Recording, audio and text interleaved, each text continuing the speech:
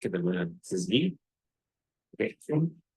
السلام عليكم ورحمة الله وبركاته، ومنورين أول يوم في كورس How to Control Your Life. النهارده يوم رائع جدا، نبدأ رحلة جديدة في حياتنا. الرحلة دي بتبدأ بإن إحنا نتغير من جوه. هدفنا الأساسي هي راحتنا النفسية، الهدف الأساسي هو إن أنا أعيش حياة سعيدة وهادئة من جوه، سلام نفسي من جوه قبل ما يظهر عليا من بره. مش هيهمني إن أنت تخبي مشاعر قد ما يهمني إن أنت تبقى من جوه سليم نفسيا، علشان يطلع عليك ده من بره. ده اهم حاجه بالنسبه لنا، سلامتك النفسيه وما بعدها الطوفان، وده اللي احنا جايين نتكلم عنه النهارده. فاجهز واستعد علشان خاطر نبدا في ده. واللي ما يعرفنيش، انا هشام مبارك، مدرب ومحاضر معتمد مركز الكندي ومونتريال بكندا، مدرب ومحاضر معتمد من جامعه عين شمس وجامعه جنوب الوادي. دربت طلبه ودكاتره في جامعه جنوب الوادي ومع التربيه الانتصار ومع خدمه اجتماعيه عالي متوسط، وفي جامعه اسيوط، وفي محافظات مختلفه كتير جدا منها اسيوط، بني سويف، الغردقه، سفاجة، أسوان، القاهرة، ومحافظات مختلفة كتير جدا منها الإسماعيلية. ومدير أسبق لمركز التطوير والتنمية بالغردقة، وسوبرفايزر مركز فيتشر جيت، ومدير قسم التنميه البشريه مركز فيتشر جيت للتدريبات والعلوم الانسانيه. تم اختياري ان انا اقابل رئيس الجمهوريه من كام سنه علشان خاطر مثال مشرف لجامعه جنوب الوادي محافظه هنا. مش بس كده، لا، انا هشام مبارك اللي بيحب يتكلم عن المال والاعمال، ويحب ان هو يشتغل في مجال التدريب علشان خاطر نغير من جوه ونتغير للاحسن، لاني مؤمن جدا ان اللي ما بين السطور اهم من السطور نفسها، ودي هي البدايه بتاعتنا. فانا هستاذنكم كل واحد من حضراتكم اللي هيشغل الكاميرات واللي يشغل المايكات علشان خاطر يبدا يكون موجود معانا النهارده ويعرف نفسه. فده في البدايه هنتعرف على بعض. كل واحد هيشغل الكاميرا والمايك ويبدا ان هو يعرف نفسه، او حتى يشغل المايك بس ويبدا ان هو يعرف نفسه كلاميا، يقول اسمه، يقول هو داخل الكورس دوت ليه، او ايه الحاجه اللي شدته في الكورس عشان خاطر يدخله. وكمان هتقول انت ايه اكتر حاجه هتبقى محتاجها خلال الفتره اللي جايه. مش لازم تتكلم بالتفصيل، ولكن قول لي انت بتدرس ولا خريج، اسمك، وايه اكتر حاجه شدتك للكورس ده. فالمايك معاك، مش جاهز ان هو يدخل.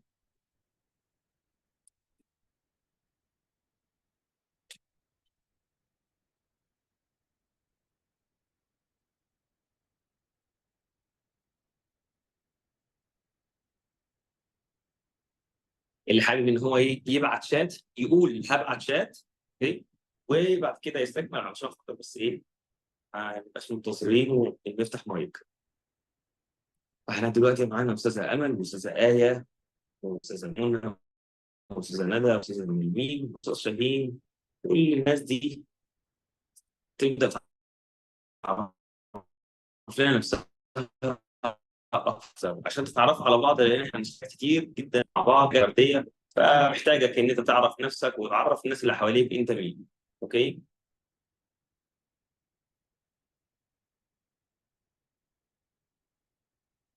مين جاهز؟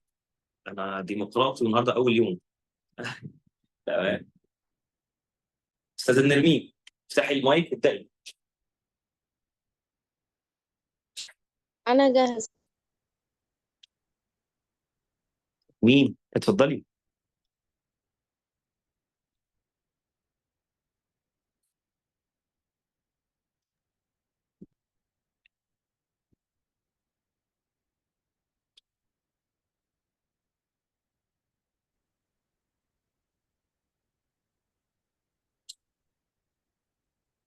اتفضلي يا استاذه منى.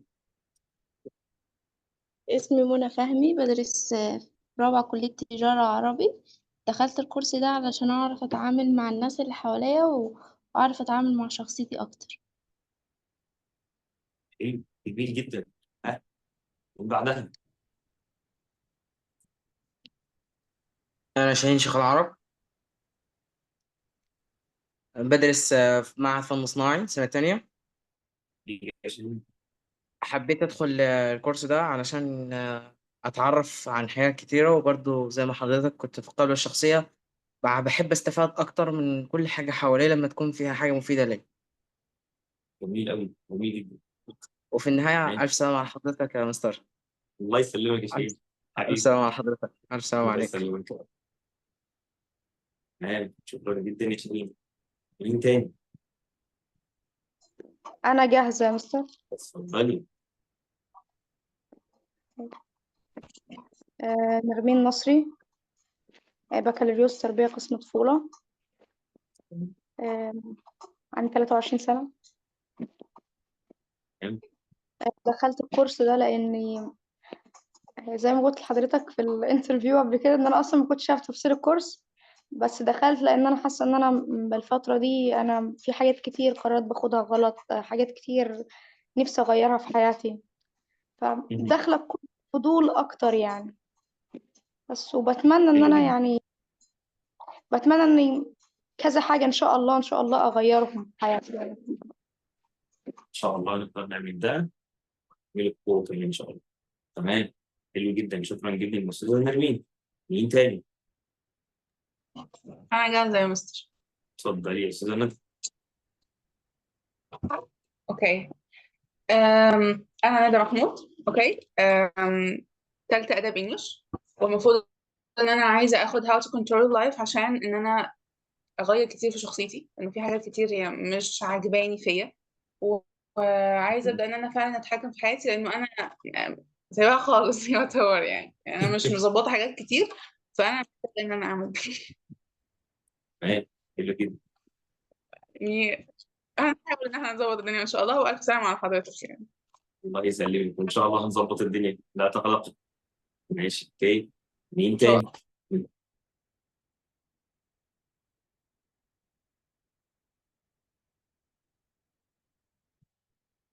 استاذه امل واستاذه ايه. اتفضل. مين جاهز؟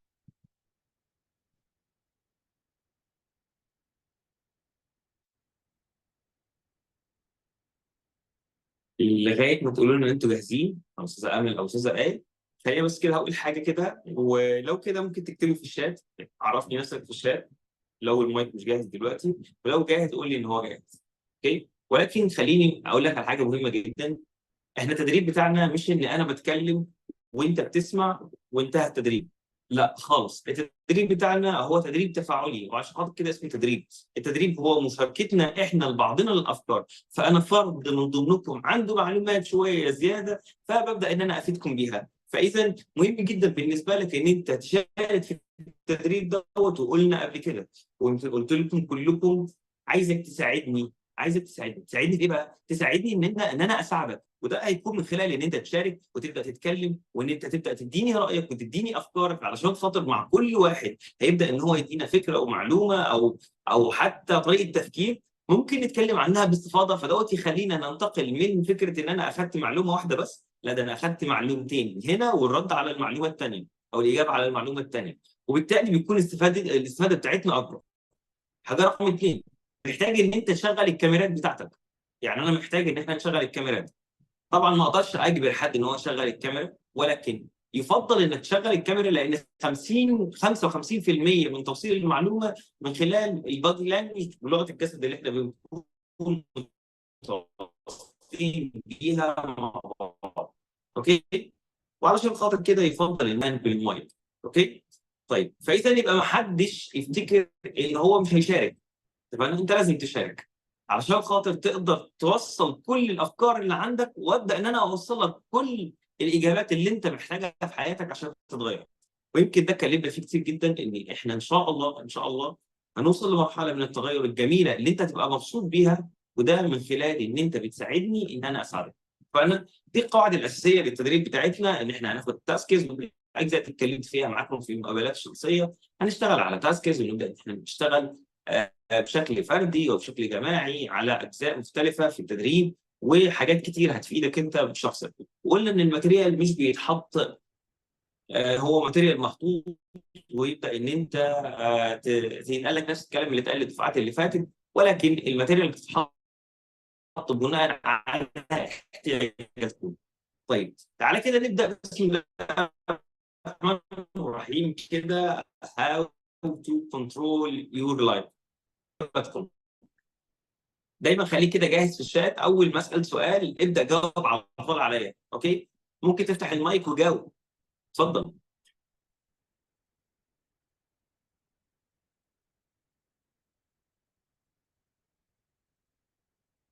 الصوت بيقطع عند الكل ولا عند استاذه نرمين فقط؟ حتى عندي يا مستر وولف. حتى عندك الصوت بيقطع؟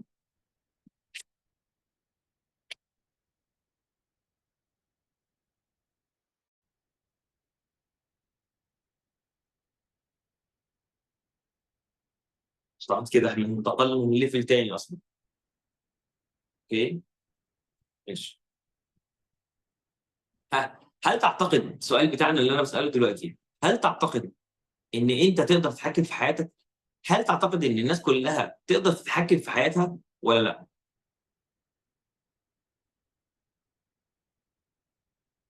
استاذه ندى بتعمل كده بس من غير اجابه. ماشي. استاذه اكيد نرمين بتقول اكيد. حلو اكيد يا جدا. مستر، اكيد برضه تمام. في ناس بتعرف تتحكم في حياتها. حلو يا شاهين، اكيد في ناس بتقدر تتحكم في حياتها. هل في حتى كل لما حياتها ولا في حاجات ما اقدرش اتحكم لا فيها؟ لا، في حاجات، في بمعنى؟ حاجات بمعنى مثلا في حاجات دي خارج إرادة الإنسان، يعني زي مم. مثلا ممكن العصبية بتاعته أو الانفعالية مثلا، ده مش بيقدر مم. يتحكم فيه. وفي حاجات تانية كتير تمام. برضه ممكن ما يعرفش يتحكم فيها. حلو جدا.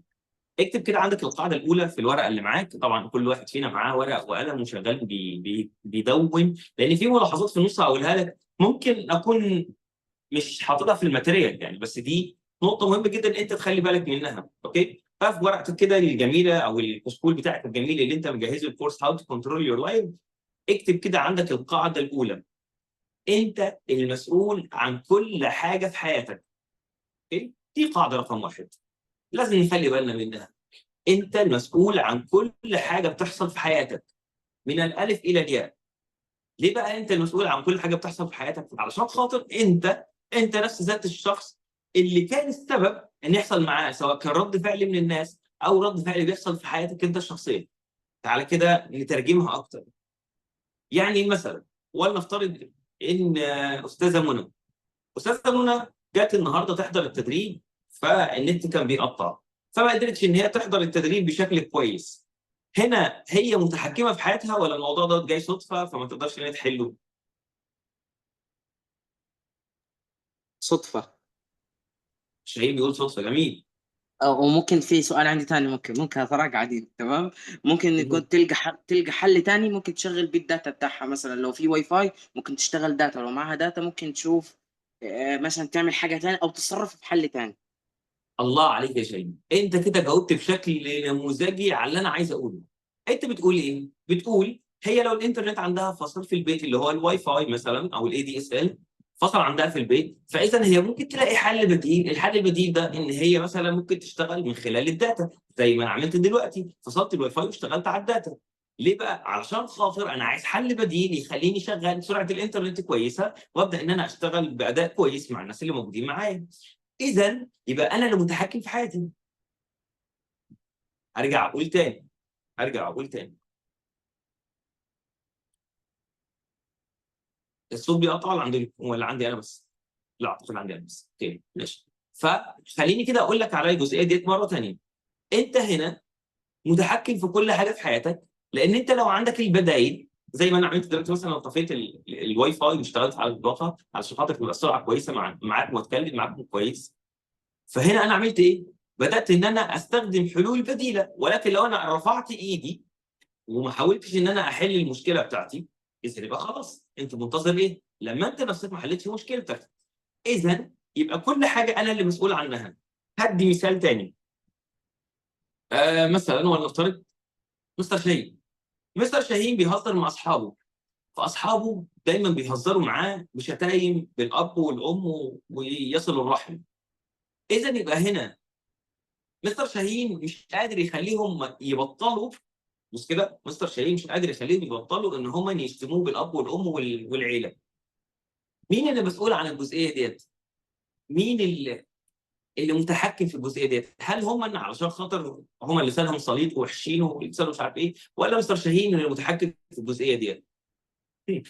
استاذه نرمين رفع ايدك، اتفضلي.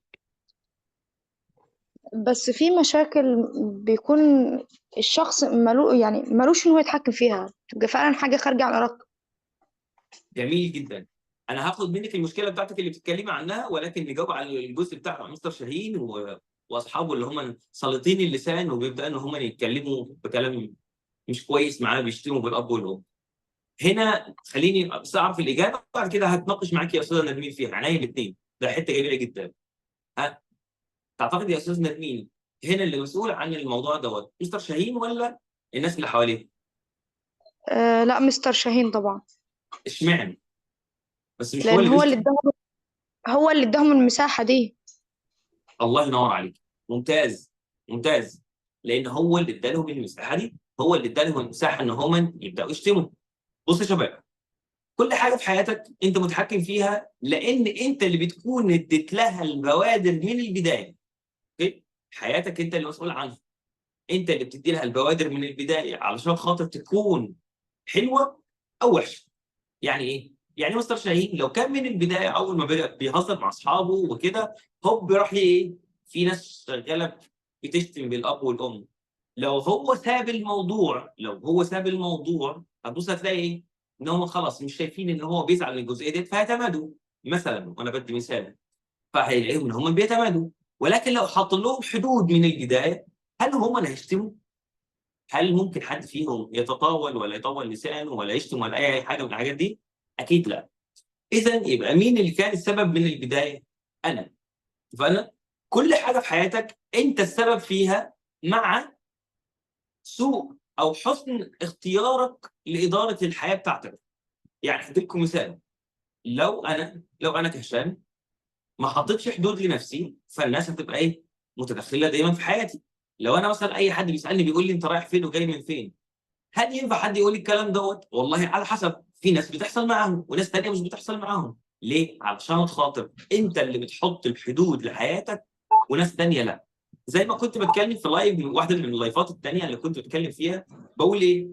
بقول ان انت ممكن يكون عندك ثقه بالنفس مفرطه لدرجه ان الناس اللي حواليك بتبقى حطاك في مكانه عاليه قوي.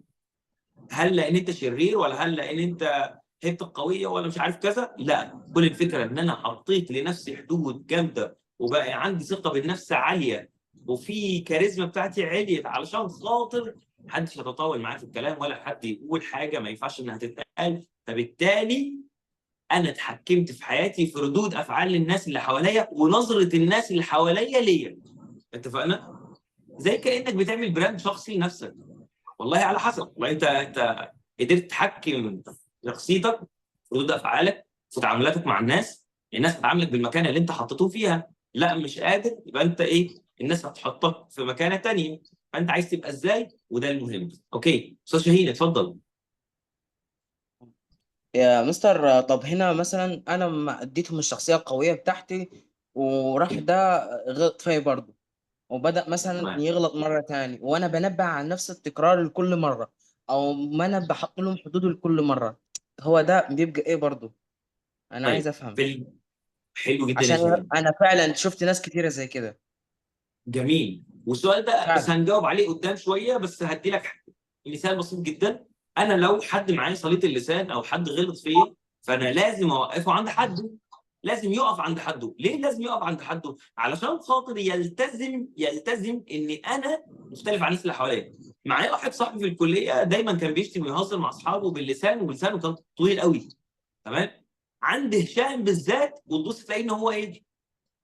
يهزر باي حاجه الا لسانه، الا ان هو يتطور. ليه؟ علشان خاطر حطيت له حدود. طيب بس مش طب هو تخطى الحدود بتاعته. في عندنا 4 خطوات يا شاهين بنستخدمها علشان خاطر اوقف اي حد عند حده. عشان اوقف اي حد عند حده عندي 4 خطوات، مش هناخدهم النهارده ولكن هناخدهم المره اللي جايه. انا اللي يهمني في الجزء ده اني انا اوصل لك معنى رئيسي في بدايه التدريب بتاعنا، وهو انت المسؤول عن كل حاجه بتحصل في حياتك. حرفيا انت المسؤول عن كل حاجه بتحصل في حياتك. ردود افعالك، طريقه كلامك، استخدامك للكلمات، استخدامك لافعالك، لرياكشنات وشك، لتصرفاتك ورد فعلك في مواقف معينه، هي اللي هتخليك يا اما تطلع لفوق يا اما تنزل لتحت. اوكي. استاذه منى اتفضلي، تقريبا كان عندك سؤال.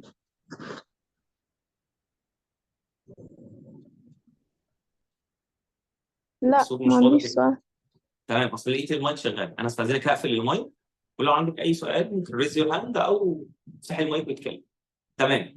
طيب يا استاذه نرمين، نرجع تاني للاستاذه نرمين. في بعض الحاجات في حياتنا يا مستر هشام مش بنبقى متحكمين فيها، بتبقى هي جايه لنا غصب عننا. زي ايه؟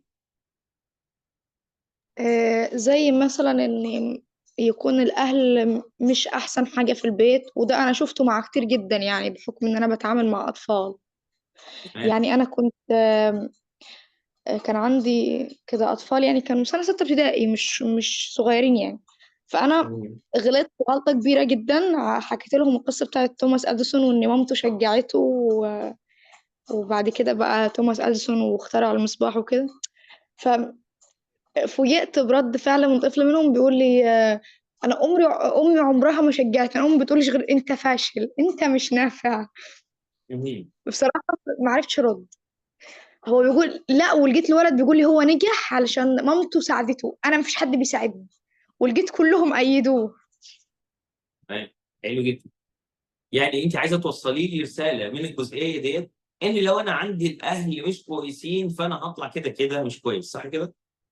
لا مش دايما، بس بيأثروا. حلو، احنا متفقين ان هم بيأثروا، بس هل التأثير بتاعهم بيدوم للنهايه؟ يعني انا لا كبرت وسني بقي يسمح لي وبقيت شخص بالغ وعاقل وان انا اقدر افكر واخد قرارات مع نفسي. وقتها هل التأثير هنا بتاع الاهل مستمر ولا انتهى؟ هو مش هينتهي، هو هيفضل موجود جوايا، هو هيفضل عامل مشاكل. مسبب لي بعض المشاكل يعني مش عارفة أحلها. ولكن أنا أبقى فعلا قادرة إن أنا أتحكم في حياتي بعد ما أكبر. الله ينور عليك. لما يبقى عندي الادراك والوعي، ودي نقطه جميله جدا. يعني يا استاذه نرمين بتقولي لغايه ما اكبر واوصل لسن معين وقتها انا هقدر ادرك ويبقى عندي الوعي ان انا اعمل حاجات معينه في حياتي واشيل افكار واحط افكار. مع العلم ان انا عايز اقول لك ان في ناس اتربت في وسط عيله محترمه جدا جدا وطلعوا ولا يعرفوا يقولوا عيد تربيه، تمام عشان نبقى متفقين. وفي ناس ثانيه العكس، اتربت في وسط ناس تجار سلاح وبيشربوا حشيش ومش عارف ايه، وناس بايظه. تبص تلاقي ان هو طالع شخصيه فذه كده فلته كده لوحده. ايه الاختلاف هنا؟ الاختلاف هنا هي العوامل، وده اول حاجه هنبدا ناخدها مع بعض. بس اهم حاجه تكون مقتنعين جدا اني انا اللي متحكم في كل حاجه بتحصل في حياتي. كل حاجه بتحصل في حياتي انا متحكم فيها. لما اكبر هقدر اتصرف. طيب خليني بس الاول عايز اتكلم عن حاجه مهمه جدا. How to control your life. طيب it's my life، دي حياتي. حياتي بقى انا حققت لها ايه؟ حياتي انا اتكونت ازاي؟ شخصيتي انا اتكونت ازاي؟ ورقتك وقلمك الجميل كده واكتب معايا علشان خاطر هنبدا نكتب تفاصيل مهمه جدا. التفاصيل دي اللي هتبدا تخليك ان انت موجود من مكانه لمكانه ثانيه. على الاقل الوعي والادراك، لان هنا زي ما قلت يا استاذه نرمين، لما بوصل لمرحله من الوعي والادراك بيختلف معايا الحال. هديكم مثال. ايه الاختلاف ما بين حضراتكم وما بين ناس تانية في الحياه؟ حضراتكم اخذتوا كورس هاو تو كنترول يور لايف، ناس تانية ما اخذتش كورس هاو تو كنترول يور لايف. ايه الاختلاف ما بينكم وما بينهم؟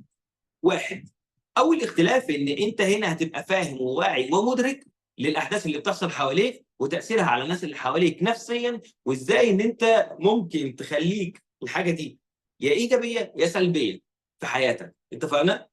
فده اول حاجه، الوعي والادراك. بقيت واعي ان 1 زائد 1 ما يساويش 2، 1 زائد 1 يساوي 3 ناقص 1. اتفقنا؟ انا بس بقيت واعي ومدرك. طيب رقم 2، انت بتبدا من مكان ما انتهى اخر ناس. يعني ايه؟ اللي انا بكلمك فيه خلال الفتره اللي جايه دي كلها هي عباره عن معلومات وعلم وصل ليها العلم الحديث اخر اواخر الحاجات علشان خاطر تقدر توصل لك النتيجه النهائيه.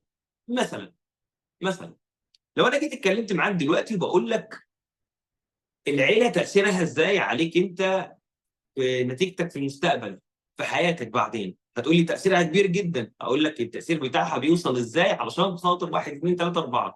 ده ليه؟ لان ده تاثير العلم. العلم بيقول لك 1 2 3 4، بجانب انه بيقول 1 2 3 4 بيقول لك لو انت عايز تغير تفكير ومعتقد وقيمه عندك موجود راسخ جوه قلبك وجوه عقلك، هتعملها بشكل بسيط وهي 1 2 3 4. فاذا يبقى انا لما يجي يحصل معايا موقف الحته دي بتاعت الاهل اللي كانت مؤثره عليا زمان، ازاي اشيلها؟ في تكنيكس مستر هشام اداهولنا في كورس هاو تو كنترول يور لايف علشان خاطر ازاي ان انا اقدر اغير المعتقدات والافكار اللي موجوده جوه عقلي.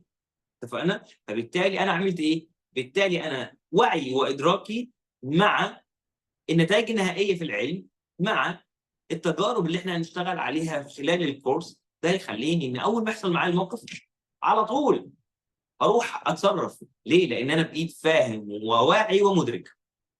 اتفقنا؟ طيب خلينا بس استاذه اميره انت بقيتي الهوست دلوقتي تقريبا.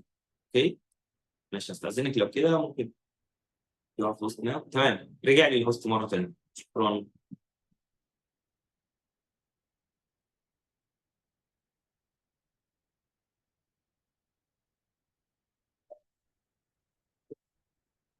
اوكي، احنا كده رجعنا مره.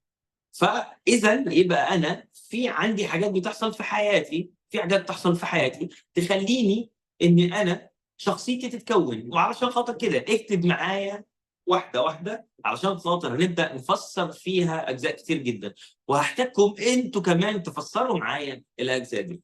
اول حاجه سنه 1972 كان في 2 من العلماء اللي بدا يقول لك ان شخصيه الانسان ممكن تتغير وممكن تتحط لها اضافات وتتشال لها اضافات. والعلماء دول كان ريتشارد باندلر جريندر لما بداوا ياسسوا اول كتاب او بداوا يتكلموا عن البرمجه اللغويه العصبيه، وبدا ان هم يعملوا اول كتاب اسمه ذا ستراكتشر اوف ماجيك. اللي حابب يكتب اسماء الكتب علشان خاطر لو حابب يقرا الكتب ديت فيما بعد او يرجع للكتب ديت مره ثانيه. اسم الكتاب ستراكتشر اوف ماجيك او هيكل السحر.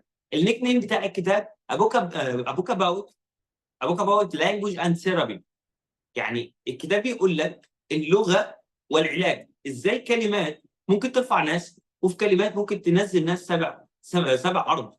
فاذا يبقى الكلمه هنا ليها دور كبير بالنسبه لي. لما جه ريتشارد جريندر سنه 1972 يعملوا اول كتاب للبرمجه اللغويه العصبيه، جه بعد كده بداوا يعملوا تجربه. التجربه ديت اللي اتبنت عليها اول مدرسه للبرمجه اللغويه العصبيه سنه 1974. التجربه ديت كانت ايه؟ موديلنج او نمذجه. بدا ان هو يقلد شخص مشهور، شخص محاضر بيبدا ان هو يتكلم، بدا يقلد لغه الجسد بتاعته، بدا يقلد الكلمات بتاعته، بدا يقلد كل حاجه بيعملها، لدرجه ان الشخص دوت كان ليه دقن كبيره وبيشرب سيجاره وفي ايده الثانيه في كاس او الخمره. تمام؟ ودايما بيدي المحاضره بالشكل ده. فهو قلده ريتشارد باندلر بدا ان هم يقلدوه بشكل كامل في كلماته ولغه جسده والشكل بتاعه واللبس بتاعه وكل حاجه. بعد ما كانوا يعملوها راح يلقوا ان نتيجه نجاح التجربه دي، نتيجه نجاح الموديلنج، بدات الناس تسمع لهم بنفس النجاح، الناس تقتنع بيهم بنفس النجاح، الناس تبدا تفكر ان الناس ديت جامده قوي بنفس الطريقه. طيب ايه اللي خلاهم يوصلوا للمرحله دي؟ حاجه صغيره جدا اسمها الموديلنج، اللي هو انا باخد الشخص دوت نموذج، بقلد الافعال بتاعته وبقلد كل حاجه عنده وبوصل لنفس النتيجه، او بوصل لنفس نتيجه النجاح اللي هو وصل لها. طيب تعالى كده نشيل بعض الاجزاء السلبيه اللي موجوده في الكاركتر الثانيه اللي هي الشخصيه اللي قلدوها. نشيل الاجزاء السلبيه من الكاركتر الثاني ونشوف هل هنوصل لنفس النجاح ولا لا. بدا يشيل فكره الدق، بدا يشيل فكره السيجاره اللي على طول موجوده، بدا يشيل فكره الكاس اللي هو على طول بيشرب منه ولو فضي يعبيه تاني على طول. بدا يشيل الاجزاء دي. لقيوا ان نسبه النجاح عند الناس برضه زي ما هي 100%. قدروا ان هم يكونوا ناجحين زي الشخص دوت بنسبه 100%. حلو، ممتاز. اذا عندي بعض العوامل اللي مؤثره على الناس اللي حواليا اللي خلتهم يسمعوني بشكل كويس، يحبوا شرحي، يقتنعوا بكلامي. تعال نفسرها 1 2 3 4. وبدا ان هم يفسروها. سنه 1975 كان تاني كتاب للبرمجه اللغويه العصبيه اسمه The Pattern of Hypnotic Techniques of Milton H. Erickson. اسم الكتاب تاني The Pattern of Hypnotic Techniques of Milton H. Erickson. الكتاب دوت بيتكلم عن بعض الانماط اللغويه، بعض التصرفات والكلمات اللي بتتقال بترتيب معين علشان تاثر على عقل الناس وتبدا تخليهم ان هم يعملوا حاجه انت عايزها من غير ما تطلبها منهم. ممكن اسم فاذا انا الكتاب تاني ممكن معلش؟ اسيطر على عقول الناس. ايه يا استاذ نبيل؟ معلش ممكن اسم الكتاب التاني تاني؟ الكتاب الثاني اسمه The Pattern of Hypnotic Techniques of Milton H. Erickson. تمام؟ احنا ان شاء الله عاملين تسجيل الفيديو دوت وهنحاول نرفعه لكم على اليوتيوب، بحيث ان انت وقت ما تحب تراجع الكتاب او تراجع المعلومات، حابب ان انت تسمع المحاضره مره ثانيه، تستعين بيها مره ثانيه عشان خاطر تركز، فان شاء الله هتكون موجوده. الموضوع ده مش الزامي علينا، الموضوع اختياري بالنسبه لنا احنا كاداره الكورس، ولكن احنا بنعمله بحيث ان انت تقدر ترجع لها مره ثانيه، علشان خاطر انا حاليا لسه مش ضامن ان هقدر اسجل كل المحاضرات وارفعها على اليوتيوب، فعشان كده بقول لك ان هو مش الزامي، عشان بس ما يجيش حد يقول المحاضره كذا ما اتسجلتش. احنا بس نعرف الالزامي ومش الالزامي، اتفقنا؟ طيب تعالى كده نسترجع مره ثانيه. اسم الكتاب زي ما قلنا ذا باترن اوف هيبنوتيك تكنيكس اوف ميلتون اتش اريكسون. الكتاب دوت كان بيتكلم عن انماط الغويه، ازاي تقدر تتحكم في عقل الانسان. فده ياخدنا لسؤال مهم جدا، هو انا اقدر اتحكم في عقلي ولا عقلي ما اقدرش اتحكم فيه؟ وده علشان خاطر نعرف الاجابه بتاعته، عشان نعرف الاجابه بتاعته انا محتاج حضراتكم تعملوا زي ما انا هعمل بالظبط. استاذنكم اللي يقدر يفتح الكاميرا يفتح الكاميرا، اللي مش هيقدر يفتح الكاميرا اعمل معايا تدريب زي ما هو. اعمل ايدك كده، اقفل قبضه ايدك كده، اوكي، وجهها كده تجاه الكاميرا يا مستر او قدامك والله. لو انت مش فاتح الكاميرا. اوكي، مستر اتفضل يا شاهين. والله بالنسبة لي الكاميرا مش راضية ما رضاش تتفعل أصلا. تمام، مفيش مش مشكله يا عارف شاهين. مش عارف ليه كده. تمام، ممكن نشوف منك الجزئيه ديت، لو في حاجه بايظه او مش هتشتغل معاك ممكن نراجع فيها مره ثانيه، ولكن دلوقتي يعني حاول تمام تشتغل معاك في الجزئيه ديت. انا بص، تمام. جالك اسك كده عندك الستارت فيديو، لو ظهر لك اضغط عليه وشوف هيوافق ولا لا. لا ما ظهرش. تمام خلاص مش مشكله، النهارده مش قضيه، بس هنحاول المرات اللي جايه ان شاء الله ان احنا نشغل الكاميرات بتاعتنا بحيث نكون شايفين. في قبضه ايدك كده ووجهها قدامك شويه، واعمل زي ما انا هعمل بالظبط. 1 2 3. اوكي، زي ما انا بعمل يا استاذه ندى.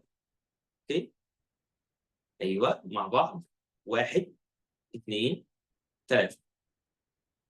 لا حاول تكون معايا في العد، حاول تكون معايا في العد، ما تاخرش عن العد بتاعي. اوكي، هي 1. اصلا انا الصورة وصلت متأخر، فانا مش عارفة ايه اللي بيحصل اساسا.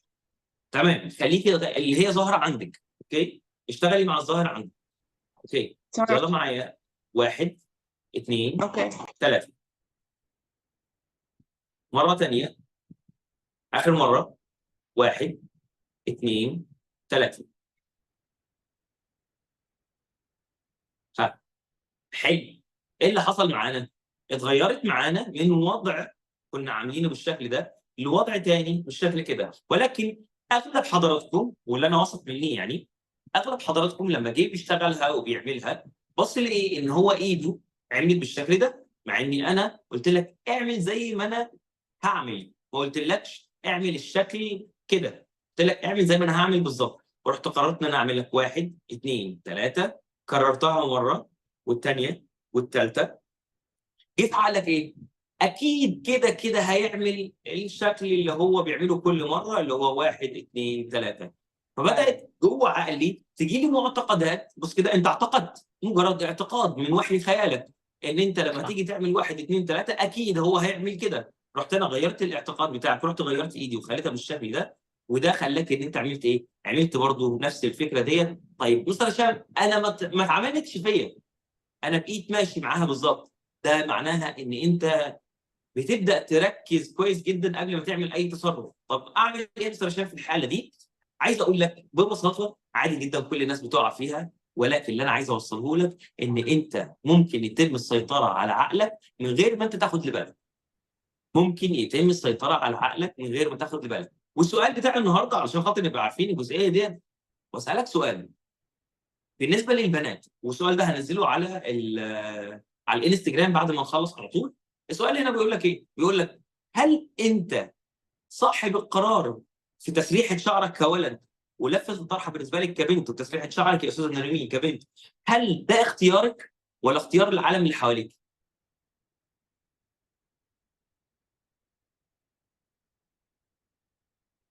المايك مقفول عندك يا استاذه ندى. ها، قول لي اختيارك لتسريحه الشعر او للفه الطرحه، هل دوت اختيارك الشخصي ولا انت مضحوك عليك؟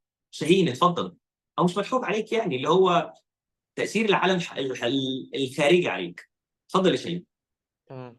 مستر هشام، كسؤال تسريحة الشعر دي، كل واحد بيحب ليه ستايل كده. سامعني؟ سامعك. تمام. كل واحد ليه ستايل كده لازم يعمل. مم. تمام، كتسريحة الشعر أو الكلام ده. بس تعالى هنا من ناحية إن هو مثلا إيه، لو أنت سبت شعرك على كده بيقولوا إن هو الشخص ده عامشي كذا. كده بتحصل لك سيطرة خارجية. تمام. بس كلفة الطرحة أو كالمعتقدات اللي نحن دي مثلا، البنت دايما متعودين كده وهي طالعة لازم شايفة باباها، شايفة مامتها وشايفة باباها يقول لها ده واحد اتنين تلاتة لازم تعملي كده. دي ايه، مم. اعتقاد ودين هم واخدينه على حسب الاديان تمام. هي بتقول كده او جميل. بتقول كده. طيب انا هنا سؤال يا استاذ شاهين، هل تسريحه شعرك انت اللي اخترتها ولا تم اختيارها ليك؟ لا، انا اخترتها طبعا. برافو عليك يا استاذ شاهين. انا عايز الباقي يرد عليا. لفه الطرحه او تسريحه شعر حضرتك او طول شعر حضرتك او اللي هي قصه الشعر بتاع حضرتك، من اختيارك ولا من اختيار العالم اللي حواليك؟ انا هصدمكم، احنا موجودين في الكورس ده عشان نصدم بعض يعني. اوكي. المفروض ان انا يعني انا من الاول اصلا تقريبا، يعني انا بيتم السيطره عليا من بره، ان انا بشوف ناس فدي بتعجبني ودي بتعجبني، في النهايه انا بختار انا عايزه ايه فيهم يعني. تمام. واستاذه امل حتى بتقول من اختياري مش من اختيار العالم اللي حواليا. تمام اوكي. طيب خليني كده هجاوبك عشان خاطر ايه دماغك ما تقعدش تلف كتير. بص يا صديقي، هنا بقى اختيار تسريحه المحاضره المسجله يا استاذه نرمين، ولكن لازم تكوني حاضره. على ذكر الغياب والحضور، انت الحضور بتاعك بيتاخد في بدايه التدريب وفي نص التدريب. هتلاقيني بسال سؤال، الناس اللي مش بتجاوب بتخيل ان هم ما سمعوش او ما جاوبوش عشان خاطر ما لحقوش، بس انا في النهايه تلاقيني ايه بسال سؤال مش هتحرك غير لما الكل يجاوب. بعد كده لقيت مثلا ولنفترض استاذه ندى ما جاوبتش، اروح اعمل ايه؟ استناها استاذه ندى انده عليها مره، انده عليها الثانيه، وبعد كده اعمل لها ايه؟ اعمل لها بان، اطلعها من اللايف او من التدريب. ليه؟ لان هي كده اوريدي مش موجوده معايا. ففي حاجات في النص كده بتحصل، فخلي بالك. طيب آه عيلتي كلها قررت تيجي دلوقتي. حطي الايربودز في ودنك او سماعه في ودنك واسمعي المحاضره وحاولي، يعني هي كل فاضل ساعه، فالساعه اللي فاضله دي حاولي ان انت ايه تخليها ما بين التدريب وما بين عيلتك يعني. او بصراحه انا شايف خليها للتدريب، هم جايين فجاه راحتهم. طيب ماشي اوكي، حسب الاولويه يا استاذه نرمين يعني. طيب خليني كده ارجع تاني للجزء بتاع تسريحه الشعر ولفه الطرحه، هل من اختيارك ولا من اختيار العالم اللي حواليك؟ خليني كده اصدمك يا صديقي واقول لك ان دوت مش من اختيارك، ودي صدمتي الكبرى ليك. دي مش من اختيارك. مستر شاهين يجي كده اهوت، اول ما قلت له مش اختيارك روح يعمل لي ايه؟ ازاي مش من اختياري؟ اقول لك انا ليه مش من اختياري. علشان خاطر في البدايه انت هتكون شفت حد عنده نفس التسريحه دي وتبدا تغير التسريحه بتاعتك، والدليل على كده كلنا واحنا صغيرين امهاتنا وابهاتنا ربنا يسترهم ويبارك لنا فيهم يا رب ان شاء الله كده، تبص تلاقي ان هو لما يجي يسرح لابنه الصغير شعره فيسرحها له بتسريحه عبد الحليم حافظ. عارف اللي هو يجيب له شعره من قدام ويجيبها له على جنب كده ومش عارف ايه، اغلب الاولاد اتولدت كده الا الفتره اللي فاتت دي. تمام. فتبص تلاقي ان الاب والام بيسرحوا له شعره بشكل معين. طيب هو بيستمر على التسريحه دي لغايه لما يجي ربنا يكرمه كده ويكبر ويشوف حد عامل تسريحه ثانيه عجبته، فيروح ينفذ التسريحه ديت اللي هو عند حد تاني عجبته. فبالتالي هتبص تلاقي ان ايه التغير اللي حصل هنا حصل علشان خاطر هو شاف عامل خارجي اللي هو حد تاني من اصحابه او زمايله او حد في الشارع او في التلفزيون بدا ان هو يشوفه، ودوت يخليه ان هو ياخد مجرى تاني في فكره تسريحه شعره. اتفقنا؟ فاذا يبقى عندي هنا دلوقتي التغير اللي حصل بناء على رؤيتي. شكرا. تمام. دكتور هام جايبه لي كوبايه كفايه والله، فلك ان تتخيل الدلع اللي انا فيه. طيب فاذا يبقى تاثير رؤيتي للناس اللي حواليا حتى لو كان مجرد رؤيتي لحد كده بشكل عابر، هيخليني ان انا اتاثر بيه وان انا اقلده. ودي حاجه مهمه جدا لازم تخلي بالك منها. انت رساله في حياه الناس اللي حواليك سواء كنت قاصد او مش قاصد. دي حته لازم تخلي بالك منها. وكمان انت بتاخد ناس في حياتك قدوه بشكل قاصد او مش قاصد. وده بيحصل ازاي؟ هدي لك مثال صغير كده حصل معايا. انا كعشان فتره كنت بلبس نظاره، فكنت كل شويه اغير نظاره. ولكن اخدت فتره بتفرج على هاري بوتر، تمام؟ واللي ما يعرفش هاري بوتر دوت قصه سلسله من الافلام اللي هي فيها واحد طفل صغير اتعلم سحر وهكذا يعني. المهم، فهاري بوتر بيلبس نظاره مدوره كده، تمام، وكبيره. فكل الناس طلعت الفتره ديت ترند، وكل الناس شغاله بتلبس النظاره ديت. طلعت النظاره دي، انا كنت بحب البس النظاره اللي هي قرب كوبايه اللي هي الكبيره دي. هوب فجاه رحت عند الراجل بدور، عيني مش شايفه غير النظاره دي. فلما عيني مش شايفه غير النظاره دي رحت مسكتها لبستها، بصيتها عليا، الله حلوه. كنتش عارف انها تطلع حلوه كده. ممكن يكون عقلك اللاواعي تخيل لك ان هي حلوه، وهي ممكن تكون مش حلوه عليك خالص يعني عادي. ولكن هي تخيلت لك لان انت شفت هاري بوتر وشفت الناس بتلبسها فعجبتك على الناس وعجبتك على هاري بوتر، فانت قررت ان انت تلبسها. وده تاثير العالم اللي حواليا. وعلشان خاطر كده تعالى كده مع بعض نبدا نعرف ايه الحاجات اللي غيرت من شخصيتي، وايه الحاجات اللي بنت اصلا شخصيتي من الالف الى الياء. اكتب معايا يا صديقي كده ورقه، في الورقه والقلم بتوعك اكتب معايا. رقم واحد، اول ما انا باجي اتولد، اول ما انا باجي اتولد هتلاقي ان الموضوع ده، بس خلي بالك بنتكلم في الاجزاء التفصيليه. اول ما اجي اتولد اول حد بتقابله هما مين؟ ها؟ بابا وماما، صح كده؟ بابا وماما اللي اول ما بشوفهم، اول ما بصحى كده على الدنيا واقعد اصرخ واقول واء ومش واء، وتبص تلاقي انهم ايه؟ بيعاملوني. التعاملات اللي هم اللي بيعاملوهاني ديت هي اللي بتبني الشخصيه بتاعتي. يعني ايه؟ في احصائيات اتعملت في جامعه هارفارد بتقول لك ان انت لو اتولدت، بص كده، لو اتولدت في عيله ايجابيه بيتقال لك 148 الف كلمه سلبيه. ده لو انت انشئت في عيله ايجابيه. ايوه يا استاذه ندى عامله لي كده اللي هو ايه؟ ايوه بالظبط، 148 الف كلمه سلبيه لو انشئت في عيله ايجابيه. لك ان تتخيل هم لو انشئت في عيله سلبيه يحصل فيك ايه؟ تمام؟ فالكلمات السلبيه اللي بتتقال لي من اهلي بتؤثر عليا، والكلمات الايجابيه اللي بتتقال لي من اهلي بتؤثر عليا. فاذا التاثير بتاع الاهل تاثير كبير جدا، لاني انا لسه في مرحله الطفوله. ويمكن استاذه نرمين اكتر واحده عارفه الجزئيه ديت فينا لانها بتشتغل مع مراحل الطفوله. فاذا انا شخصيتي اتبنت لما الاب والام بدا ان هم يختاروا كلماتهم معايا. هديلكم مثال بسيط جدا، وده تطبيقي عملي لحاجات بتحصل في حياتنا. لو انت عندك طفل صغير وانت جايب علبه بسكوت مثلا او طبق فيه بسكوت او كوكيز او ايا كان، يعني حلويات ايا كان، رحت حطيته على الترابيزه. جه الطفل الصغير ده عايز الكوكيز مثلا، فهو مش طايلها، يعني الترابيزه عاليه فهو مش طايلها. فيروح يعمل ايه؟ يفكر بفكره بره الصندوق، يروح يمسك المفرش ويشده ويوقع كل حاجه على الترابيزه ويكسر الطبق، كل دوت علشان خاطر عايز يوصل لايه؟ للكوكيز، صح كده؟ لو انت ربنا كرمك ان شاء الله، ربنا يكرمك يا رب كده وتكون في نفس الموقف ده، قد استهلكت 100% من باقه فيليكس، شكرا. لو انت في نفس الموقف ده، يا ترى رد الفعل بتاعك هيكون ازاي؟ التصرف بتاعك في وقتها هيكون ازاي؟ ها، خلينا ناخد واحد واحد، كل الناس تجاوب. لو انت في الموقف ده تصرفك مع ليه؟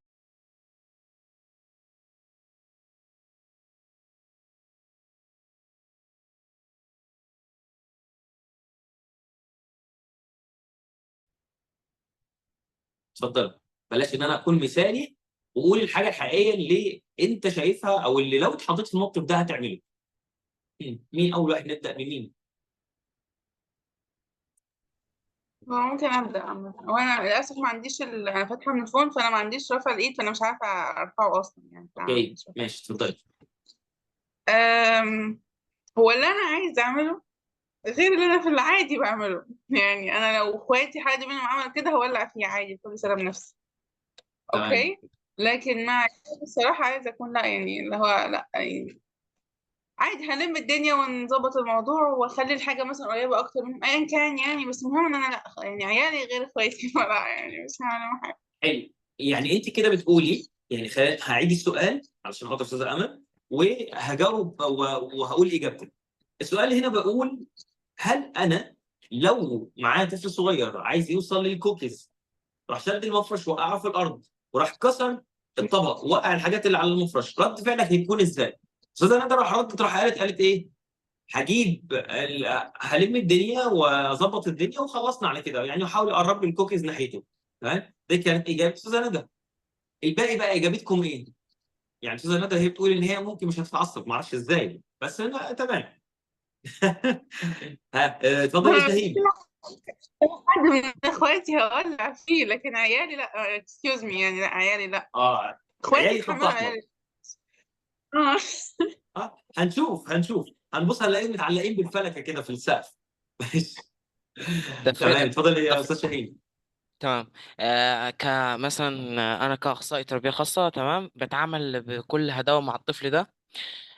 لو بالنسبة لي مثلا الطفل ده لو جاب حاجة مثلا كسرها، أو مثلا أنت بتقول مسك الطبق ووقعه، بتعامل معاه بكل بساطة.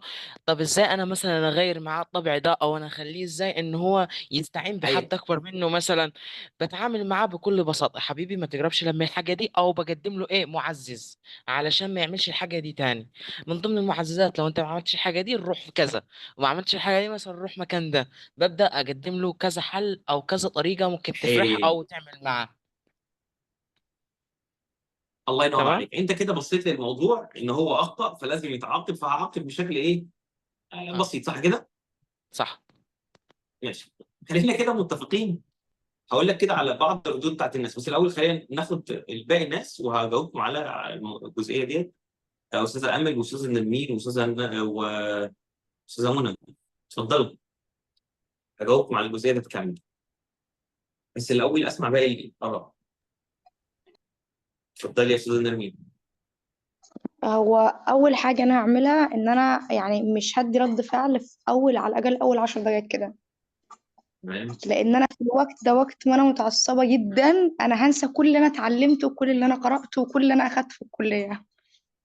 فانا اول حاجه هحاول ان انا ما اخدش رد فعل وابعد عنه، وبعد كده هحاول ان انا اشوف يعني اتناقش معاه: طب انت عملت كده ليه؟ هو مبدئيا يعني هو الدافع بتاعه كان ايجابي، هو عايز يوصل للحاجه اللي نفسه فيها. تمام. هو ممكن ان احنا يعني ممكن نتساعد ان احنا ممكن نحاول مثلا الطبق اللي اتكسر ده او الحاجه اللي اتكسرت دي، ان احنا مثلا نحاول نستخدمها في حاجه تانية نزينها، بحيث ان هو يفكر ويجتهد معايا، ويعني منها ان هو يكون حس بغلطته ان هو عمل غلطه. بس لو هو مش مدرك ان هي غلطه او كده، لا ما يتعاقبش من وجهه نظري يعني. لا، مش طول ما هو مش عامل غلطه وشايف ان هي غلط، لا مش هعاقبه. حلو. ماشي، شكرا يا استاذه نرمين. استاذه منى. على حسب، يعني ممكن اتعصب، وممكن برضو اللي هو اسكت خالص وما اخدش اي رد فعل. اسكت خالص، ما كنتش اي رد فعل، او اتعصب، على حسب. انا عايز اعرف انت ممكن تعملي ايه. على حسب حالتي انا المزاجية، يعني لو انا كنت فعلا متعصبة اه. ممكن انفجر عادي، لكن لو انا هادية عادي هسكت، مش هاخد رد. حلو. يعني انت كده استخدمتي من ميكانيزمات الدفاع الازاحه، اللي هو على حسب. والله انا مضغوطه والدنيا جايه عليا، هروح امسك الولد دوت افرمه. والله لا، الدنيا زي الفل معايا وحالتي المزاجيه كويسه، مش هتعامل معاه بشكل وحش، صح كده؟ طيب، بس صح. خلينا متفقين ان ممكن يحصل مشكله في الجزء ده لو انا اتعاملت معاه بشكل غير صحيح. اوكي، استاذه ايه اتفضلي. أنا من سنة كنت بتعصب صراحة وبصير أزعج، لكن حاليا لا، بتعامل عادي خالص يعني، وباخد الأمور بهداوة وخلاص، يعني حاجة وقد تصلح يعني إن شاء الله. حلو. ماشي، اوكي. طيب، في حد تاني لسه ما جاوبش؟ استاذه امل اتفضلي. ممكن انا مثلا في الموقف ده اخليه هو اللي يلم الحاجه. لا، تاني. اخليه هو اللي يلم الحاجه مثلا. اجيبه هو اللي يلم الحاجه. اه. طيب ازاي هتخليه يلم الحاجه؟ بس بس لو هو يعني مدرك يعني يكون عارف بيعمل ايه، مش لدرجة طفل صغير مثلا سنة أو سنتين، سنتين ونص كده. مهم. ممكن ماشي اوكي. أخليه من كده، بس حتة إن أنا أزعجه لو كده مش هتعامل معاه بالطريقة دي. حلو ماشي. في حد تاني لسه ما جاوبش؟ اوكي طيب تعالى كده نرجع برضه تاني لنفس السؤال ونقول لو معايا طفل صغير كان عايز الكوكيز اللي موجوده على الترابيزه، راح شد المفرش، وقع كل حاجه من على الترابيزه، وراح كسر الطبق، ووقع الحاجات التانيه، وبهدل الارض. بص بقى في الحاله دي، هي فعلا الحاله النفسيه والحاله المزاجيه عند الاهل هي اللي بتخليهم يا يعملوا اسلوب ايجابي او سلبي. ولكن لو انا فضلت موجود او بمشي وراء العاطفه بتاعتي او في الميكانيزمات الدفاع بتاعتي سواء كانت في الازاحه او ايا كان، فده هيكون شيء سلبي. ولكن انا لازم احكم عقلي، وده اللي هنحاول ان شاء الله خلال الفتره اللي جايه هتعلم ازاي ان انا اتحكم في حياتي من خلال اني اخلي مشاعري مش هي اللي متحكمه، ولكن العقل والمنطق هو اللي متحكم الاساسي في حياتي، وهو اللي هيطلع لي التفكير بتاعي. طيب تعالوا مستر هشام نحط السيناريوهين. السيناريو الاول، لو انا مسكت الطفل دوت ورحت ضربته وهنته علشان خاطر وقع الحاجه و اشتغلت ازعق فيه ليه ومش ليه ومش عارف ايه، ورحت ايه لميت الدنيا في الاخر ورحت ركنتها. هنا بقى الطفل اللي كان عايز يوصل لهدف في حياته وراح ليه ايه رد الفعل بتاع ليه الامر او الاهل كان ضرب وخناق وزعيق، مع ان هو فكر بشكل مختلف عشان خاطر عايز يتلافى الحاجه دي، ودي الفطره اصلا اللي موجوده. فهو بدا ان هو يفكر بشكل مختلف، هو بعقاب ان هو بدا يفكر بشكل مختلف ان هو يتضرب. فبالتالي انا سبت الهدف الاساسي والاسمى اللي هو عامله، ان هو دلوقتي عايز ياخد الكوكيز وعايز يوصل لهدف، فبدا ان هو يشغل دماغه ويعمل حاجه بشكل مختلف علشان خاطر يوصل للكوكيز. فالاهل هنا لو ضربوه وعاقبوه هو هيبطل ان هو يفكر في حاجه ثانيه في المستقبل، الا اذا كان في عامل من العوامل المختلفه اللي بدات تتحط جوه حياته اثناء ما هو بيكبر، خليت ان هو ايه ينسى الجزء بتاع عدم المحاوله اللي حصل من الاهل والضرب، ويبدا ان هو يحاول من جديد. طيب يعني انت لو جيت ضربت الطفل الصغير ده اللي كان بيحاول ياخد الكوكيز اللي بيشد المفرش دوت، لو جيت ضربته فانت قتلت عنده فكره المحاوله اصلا، فكره ان هو لو عايز حاجه يحاول يوصل لها. دلوقتي هتتبني عنده فكره ايه اللي هو مستر هشام، او مثلا بابا انا عايز كذا، بابا انا عايز كذا، دايما يعتمد على بابا او ماما. عايز اشرب، ماما از ايدنج. عايز اكل، ماما اكليني. عايز اخش الحمام، ماما دخليني الحمام. اعتماد كلي على الاب والام، فيطلع الابن على قده. تمام. ولكن تعالوا نشوف المشهد من الجانب الثاني، بس الاول نسمع استاذ نرمين، اتفضلي. حصل معايا موقف يعني شبه كده جدا مع أختي، يعني من حوالي 3 أو 4 سنين، وكانت صغيرة، كانت تقريبا في أولى ابتدائي أو تانية ابتدائي، يعني صغيرة. أنا كان عندي مج، كنت بحب المج ده جدا، يعني كنت بعمل خناقة كبيرة في البيت لو حد شرب فيه، فهي كسرته. تمام. فهي عارفة إن أنا يعني أكيد هعمل فيها حاجة، أكيد هموتها. يا ساتر يا رب. أنا أول ما أنا كنت سامعة صوته كده في المطبخ وبيتكسر، فأول ما اتكسر أنا والله عرفت صوته وهو بيتكسر. ما شاء الله انت بتعزيه قوي. جدا، فقلت ده المج بتاعي صح. لقيتها هي ماسكاه في ايديها، انا فاكره الموقف ده لحد دلوقتي، وبتبكي منهاره. فبتقول لي والله ما كنت اقصد، اكتشفت ان هي راح تعمل لي انا اصلا حاجه اشرب. انا ما عرفش اتكلم معاها خالص. لا هديتها ومعلش فداك مليون الف مج حتى لو كنت بحبه. انا اكتشفت ان هي من فتره قريبه بتحكي الموقف ده وبتقول انا فاكره كويس انت ما ضربتنيش، مع انه ليه سنين وهي لسه فاكراه، ولحد دلوقتي بتقولي انت ما ضربتنيش. لانها هتؤثر على عقليه الطفل ايا كان. يعني انت لو كنت اخذت رد فعل سلبي كان زماننا دلوقتي كرهاكي. عايز اقول لكم ان في بعض الناس بتكره اهلها، او في بعض الناس بتكره ناس هو مش عارف بيكرهه ليه، بس هو بيكرهه كده. فالكره دوت ناتج عن حاجه حصلت بشكل غير ادراكي، او هو مش قاصد، او هو شاف حاجه من بعيد او فده خلاه ان هو ايه لا، مش حابب ان انا ابقى في نفس المنطقه ديت مره تانية، او مش حابب الشخص رد فعله مع الناس التانية. فاهم؟ طيب الحته ديت عند الاهل مهمه جدا. هو لو اتعامل بشكل ايجابي او شكل سلبي دوت بيبقى ثابت في عقليه الطفل. ودي حاجه تانية مهمه لازم نعرفها، وده هنشوف السيناريو التاني من نفس القصه. هتبص تلاقي ان الطفل الصغير لو انت حاطط له الكوكيز على الترابيزه وراح هو شد المفرش عشان خاطر يتلافى الكوكيز، هنا بقى انت المفروض ان انت تلم الازاز او الطبق اللي اتكسر ده وتسيبه ياكل من الكوكيز. اكله من الكوكيز هنا بيخليه ان هو يتحفز ان هو اخذ الحاجه اللي هو عايزها، او الهدف اللي هو كان حاطه في دماغه اخذه. جميل، اخذت الهدف اللي انت عايزه، ممتاز. طيب تعالى، شكرا. تمام. فاخذت الحاجه اللي انت عايزها، حلو، ممتاز. حركه رقم 2، اروح اعمل ايه؟ ابدا ان انا افهمه ان اللي حصل دوت، شايف الخسائر اللي حصلت، الطبق اتكسر وكذا اتكسر وده اتكسر. طيب بص هقول لك على حاجه، في بديل تاني، في طريقه تانيه ممكن تعمل بيها كذا، او ممكن تاخد بيها. طفل صغير انت فاكر ان هو مش مستوعب ومش فاهم، ولكن طريقه الكلام بتاعتك الهاديه هتخليه حتى لو هو مش فاهم هيفهم فيما بعد، ويبدا ان هو يفكر بشكل مختلف فيما بعد. طيب وده فعلا اللي حصل مع يعني مع حد كده اعرفه.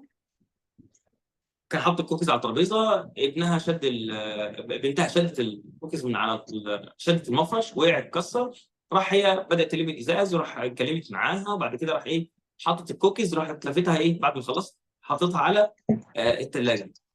البنت ديت بدات تعمل ايه؟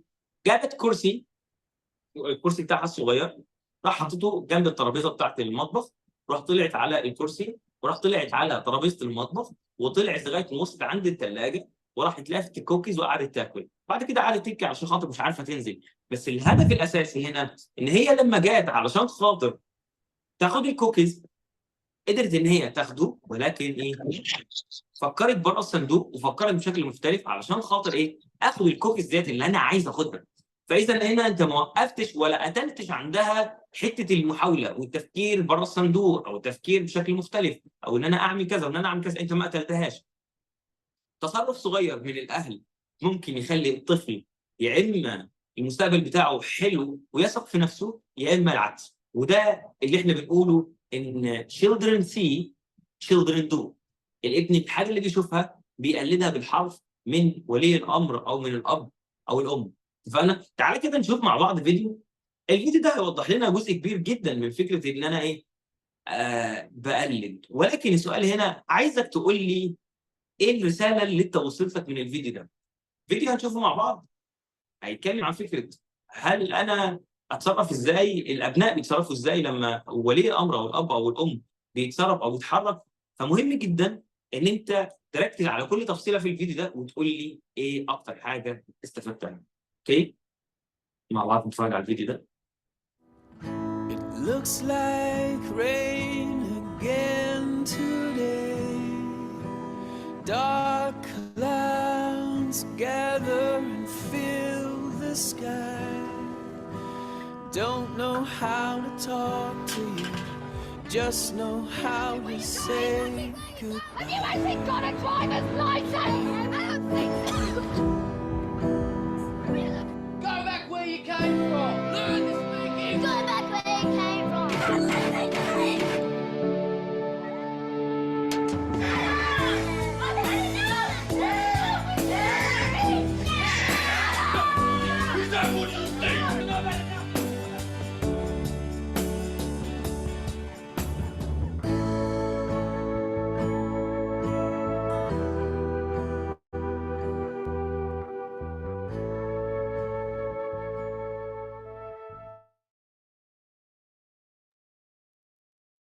بقى كل واحد يقول لي ايه الحاجه اللي هو شافها في الفيديو واستفاد بيها. ايه الرساله اللي طلعت لك من الفيديو ده؟ اتفضل.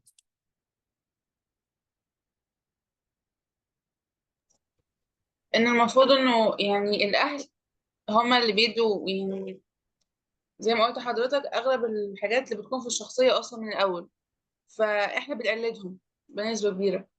فبتلاقي في حاجات كتير اصلا جوانا هي موجودة فيهم نتيجة ان احنا اصلا كنا بنقلدهم واحنا صغيرين. وده اللي انا تقريبا وصل لي من الفيديو، انه الاهل بيعملوا حركة الاطفال بيقلدوها. سواء كانت إيجابية أو سلبية أيا كانت هي إيه، بس المهم إن إحنا بنقلدهم وبس، اعتقادا حلو. منا إن هم صح، بما إنهم أكبر مننا والمفروض إن هم بيربونا وكده يعني. مهم. حلو قوي، شكرا يا استاذ ندى. استاذ شاهين اتفضل. لما الابن ابوه كان طالع على السلم لا، البنت امها لما كانت طالعه على السلم ماسكه السيجاره، راحت هي رمت السيجاره في الارض ودست على رجلها بيها، وهي برضو نفس النظام عملتها برضو. بالنسبه لكده مهم. ان هو بالنسبه لكده اللي هو اللي انا شفته او اللي انا لاحظته في كل الفيديو، يا نحن اهلنا يا بيعملوا ايجابي نحن وراهم، يا بيعملوا سلبي نحن وراهم، بنتاثر بيهم في اي لحظه، كسوى الاب او سوى الام او سوى اي حاجه بان احنا بنمشي ورا الحاجه دي. تمام تمام. كده. حلو. تمام. حلو قوي. ماشي، شكرا جدا. استاذه نرمين اتفضلي. أول حاجة جت في دماغي لما شفت الفيديو كلام كده كنت قريته لدكتور محمد طه، بيقول إن جوه كل واحد فينا نسخة من أهله موجودة جواه وبتطلع يعني حتى بعد ما يكبر، يعني تلقائيا كده بنلاقينا إن إحنا طلعنا ردود أفعال، مع إني أنا عارف إن ده مش صح يعني، بس لأ يعني أنا صورة من أهلي في حاجات كتير، والحاجة لو ما كانش عندي وعي بيها تمام. بعد ما أكبر مش هعرف أغيرها. لا، الصوت راح من بعد كلمه وعي. كنت بقول لحضرتك إن الشيء ده حتى لو كان خطأ وأنا عارف إنه خطأ، لو ما عنديش وعي وقادرة أتحكم مش هعرف أغيرها، وتلقائيا هلاقيها بتطلع مني برضه. حلو. ماشي، شكرا يا استاذه نرمين. استاذه دينا عبد الله اتفضلي. انا شفت نظرة مستقبلية شوية، يعني انا اكتر حتة اثرت فيا الطفل لما كان والده بيزعق في الشركة، اللي هو جو روح من مكان ما انت جيت، ونفس الولد تزعق. فانا شايفه انه حتى لو هو مسك اداره الشركه او المكان اللي هو فيه، هيتعامل باسلوب صعب مع الموظفين بتوعه. فنفس مهم. نفس الاسلوب بتاعه هيبقى اسوأ لو اتعامل بنفس الاسلوب. ونفس الحالة السلبية اللي رموا الكنز في الشارع والسيجارة، كل الغالب كلهم كانوا سلبيين، صح؟ تمام. في البداية فأنا كلهم شايفة كانوا سالبين فعلا. اه ف كان كلهم سلبيين، فده هيأثر عليهم فيما بعد لو ما لحقوش نفسهم وصلحوا من ده. هما بس بياخدوا مهم. عادات سلبية وبيئة سلبية وكلام سلبي وبيزعجوا. فده هيأثر عليهم مستقبلا. هيكونوا لو ما لحقوش نفسهم ممكن يكونوا أشخاص مش سويين فيما بعد. حلو. حلو قوي الكلام ده. ماشي. ماشي يا استاذه دينا، جميل جدا. استاذه امل اتفضلي.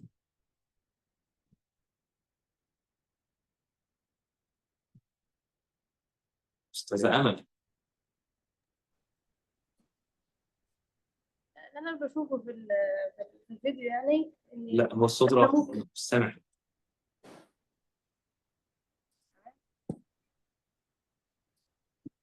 اتفضلي. يعني كده. ممكن تعلي شويه صوتك. كنت بقول ان هو بمعنى عام يعني اللي شفت في الفيديو ككل ان احنا ممكن اصلا نتبع. احنا شايفين اهالينا بيتبعوهم في اي حاجه. ممكن احنا اصلا مهم. بارادتنا وغير ارادتنا يعني انا بعمل حاجه ممكن ما اخدش بالي لما بعمل ايه، بس انا بعمل زيهم. مهم. بعمل ايوه. زيهم في حياتي وبس. ودي بعدين بتبقى مترسخ في الانسان لحد لما يكبر وبعدين هو يطلع بيها بقى. يعني على حسب كده طلع به، انت كده خلاص غيرت من نفسك للاحسن. ما قدرتش بقى، ده في اجيال ثانيه هتورث ومش هنخلص يعني. حلو، الله ينور عليك. جميل قوي. طيب اذا يبقى كلنا متفقين ان هنا الاولاد كانوا بيقلدوا الاب او الام، ولو هو عامل حاجه ايجابيه فهو بيعمل ايجابي زيه، ولو هو عامل حاجه سلبيه فهو بيعمل الحاجه السلبيه زيه. اللي انا عايز اقوله لك برضو ان الكلام دوت حقيقي جدا، والتاثير بتاع الاولياء الامور او الاب والام كبير جدا جدا في تاثيره على حياه الطفل. ولكن السؤال المهم جدا هو انا في المرحله دي المفروض ان انا اعمل ايه؟ وقتها مش بيكون بايدك حاجه تعملها علشان خاطر انت صغير لسه مش عندك الادراك الكافي ان انت تاخد القرار يمين او شمال، مش عندك القدره انك تاخد قرار اصلا. لان احنا عندنا الام مثلا، مثال يعني عن الام المصريه الجميله اللذيذه اللطيفه، تكون مثلا بتصلي تمام، وابنها عايز ينزل يلعب كوره، فهي بتصلي الله اكبر بسم الله الرحمن الرحيم مش عارف تصلي، ابنها يقول لها ايه عايز انزل العب كوره، فتقول له ايه الله اكبر اقعد ساكت بدل ما هاجي اضربك. فتبص تلاقي ان هي ايه التحذيرات عندها كتير جدا، فهو بيفهم اني لو ايه بص ما تطلعش تنزلش دلوقتي، تون صوتي عالي، ففهمت ان في رفض من نبره الصوت، بس هي بتقول الله اكبر عادي يعني، بس هنا الصوت لما عالي شويه فهمت ان الموضوع فيه رفض. فتبص تلاقي الولد ايه لف من عند الباب كده اللي هو بس في الناحيه الثانيه ورجع مره ثانيه. ليه؟ علشان خاطر هنا هو بيفهم. اذا يبقى انا واهلي الصوت فصل ولا شغال؟ الصوت فصل ولا شغال؟ اعتقد شغال، مش حلو. ف اذا يبقى انا هنا تاثير الاهل عليا تاثير كبير جدا. فمهم جدا بالنسبه لي ان انا اخلي بالي ان انا بيتقال لي 148,000 كلمه سلبيه لو انشئت في عيله ايجابيه، واخلي بالي ان الكلمه والتصرف اللي انا بعمله مع ابني، التحركات بتاعتي ان انا اشيل ورقه من على الارض او احط حاجه في الارض او اشيل حاجه من هنا او احط حاجه من هنا، دي بتخلي ابني يعمل زيي بالظبط. انا كهشام شفت بعيني طفل بيرمي ورقه في الارض، راح قال ايه؟ قال عادي كل الناس بترمي. اتفقنا؟ على النقيض واحد تاني كان موجود معايا والله العظيم تاني ما رضيش يرمي الورقه لما شافني انا في البدايه، يعني كنت باكل انا وهو، هو انا بسكوت وهو بسكوت، ف جيت لما جيت اكلتها رحت طبقتها وحطيتها في جيبي، بيقول لي حطيتها في جيبك ليه؟ قلت له علشان خاطر ما ارميهاش في الشارع وعامل النظافه يبيض ويتفاهمها. راح لقيت ان هو مسكها راح يعني طبقها وراح حطها فين؟ في الشنطه بتاعته، قال لما اروح البيت ابقى ارميها في الباسكت. الاختلاف ما بين الاولاني والثاني الاختلاف هو حاجه واحده بس، ان هو لقي حد يقتدي بيه ويحطه في الاتجاه الصح. احنا في مرحله البناء محتاجين ان نكون موجودين وسط ناس ايجابيه، ومش بس في مرحله البناء لاننا في طول حياتنا شغالين مراحل البناء، ولكن وعي وادراكي زاد لما جيت كبرت. فانا فالحته ديت مهمه جدا بالنسبه لك، لازم تخلي بالك منها، وده المرحله الاولى وهي الاب والام. اما بقى لو جينا دخلنا المرحله الثانيه وهي المدرسه، كيف قبل ما ندخل المدرسه استاذه دينا عندك سؤال او عايز تقولي حاجه؟ استاذه دينا عطيه الله لا عندك هو حاجه حابه من تقولي؟ زمان. لا هو أنا نسيتها من تمام زمان الامتحان. ماشي، عشان بس لقيت ريز الهاند فلو الهاند. استاذه نرمين اتفضلي قبل ما ندخل على المرحله اللي بعدها، اتفضلي استاذه نرمين. حضرتك بتقول ان احنا لازم نكون وسط ناس ايجابيه. انا طول عمري بسمع الجمله دي، بس عمري ما حسيت بيها وعمري ما اقتنعت بيها. يعني انا عندي صحابي كل واحده فينا ليها اهتماماتها، بالعكس وشايفين ان انا يعني شخص بالنسبه لهم تافه، بضيع فلوسي على الكورسات والحاجات التافهه دي. بالعكس، بس عمرنا ما قصرنا على بعض. يعني هم ليهم اهتماماتهم وليهم دماغهم واحنا ما زلنا صحاب يعني، وعلاقتنا كويسه جدا، وهما برضو ناس يحترموا. عمرنا ما قصرنا على بعض في حته تعليم، في حته شغل، في حته كورسات. فما مش حلو. حاسه بتأكيد الكلمه دي ابدا. طيب خليني كده هجاوبك على الجزئيه دي. تمام، هجاوبك على الجزئيه اللي بتقولي فيها ان احنا ما قصرناش على بعض واحنا كل واحد فينا بيساعد التاني، او مش لازم يكون بيساعده بس على الاقل ان هو مش بيضره.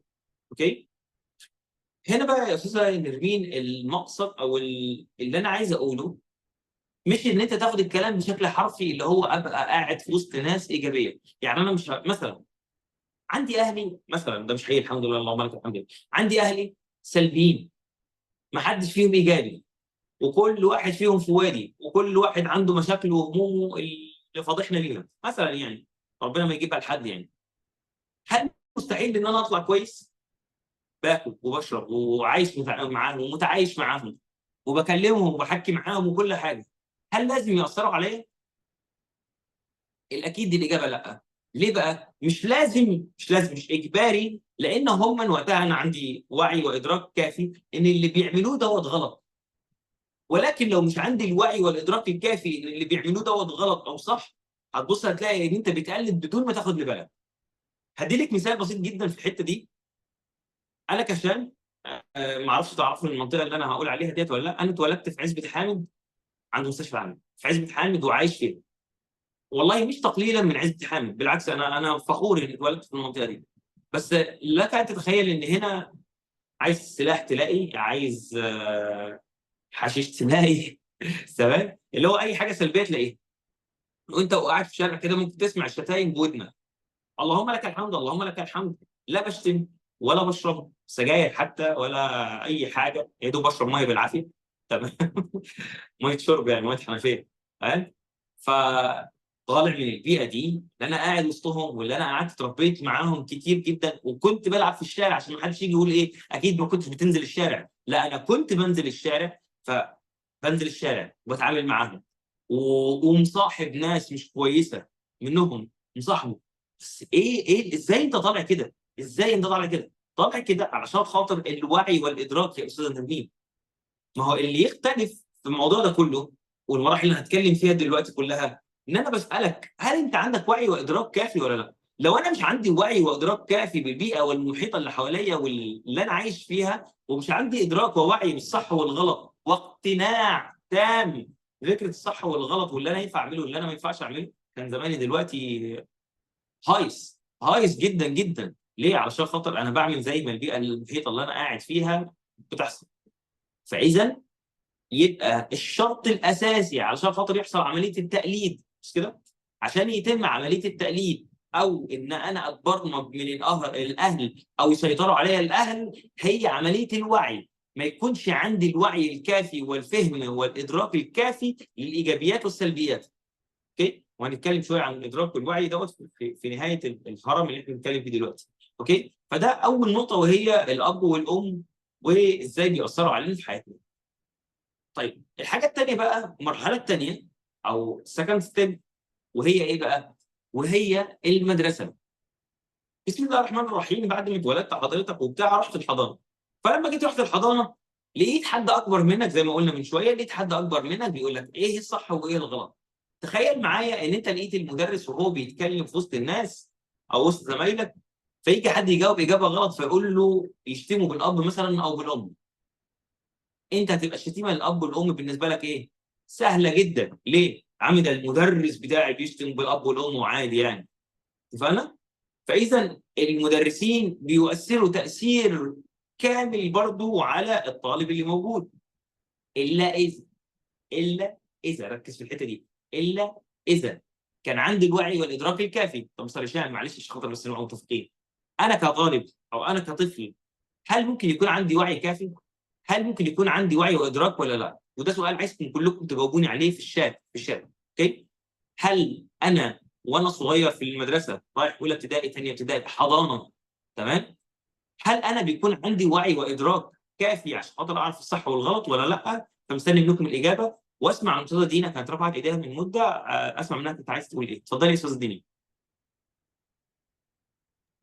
كنت عايزة أقول إنه السبب الأول إنه مش علشان مش بس هما المؤثر الوحيد، عشان في مؤثرات تانية.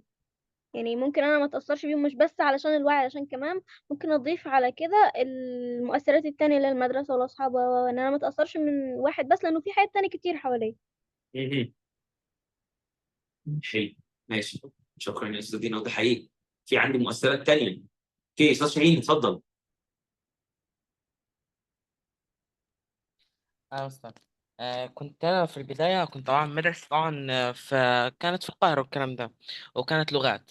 تمام. في اللحظة دي يا مستر لما جيت هنا في أيام ثانوية، أنت بتقول حضرتك المدرسين أيام ثانوية ونحن كنا كبار طبعا، أولى ثانوي هنا والكلام ده، وأنت عارف لما يكون الشخص أولى ثانوي. أنا كان بالنسبة لي أول صدمة في حياتي إن أنا هو مدرس يروح جايب كده يتعصب ويشتم ويروح جايب الترابيزة كده ويطلع لبره من المحاضرة أو من الحصة.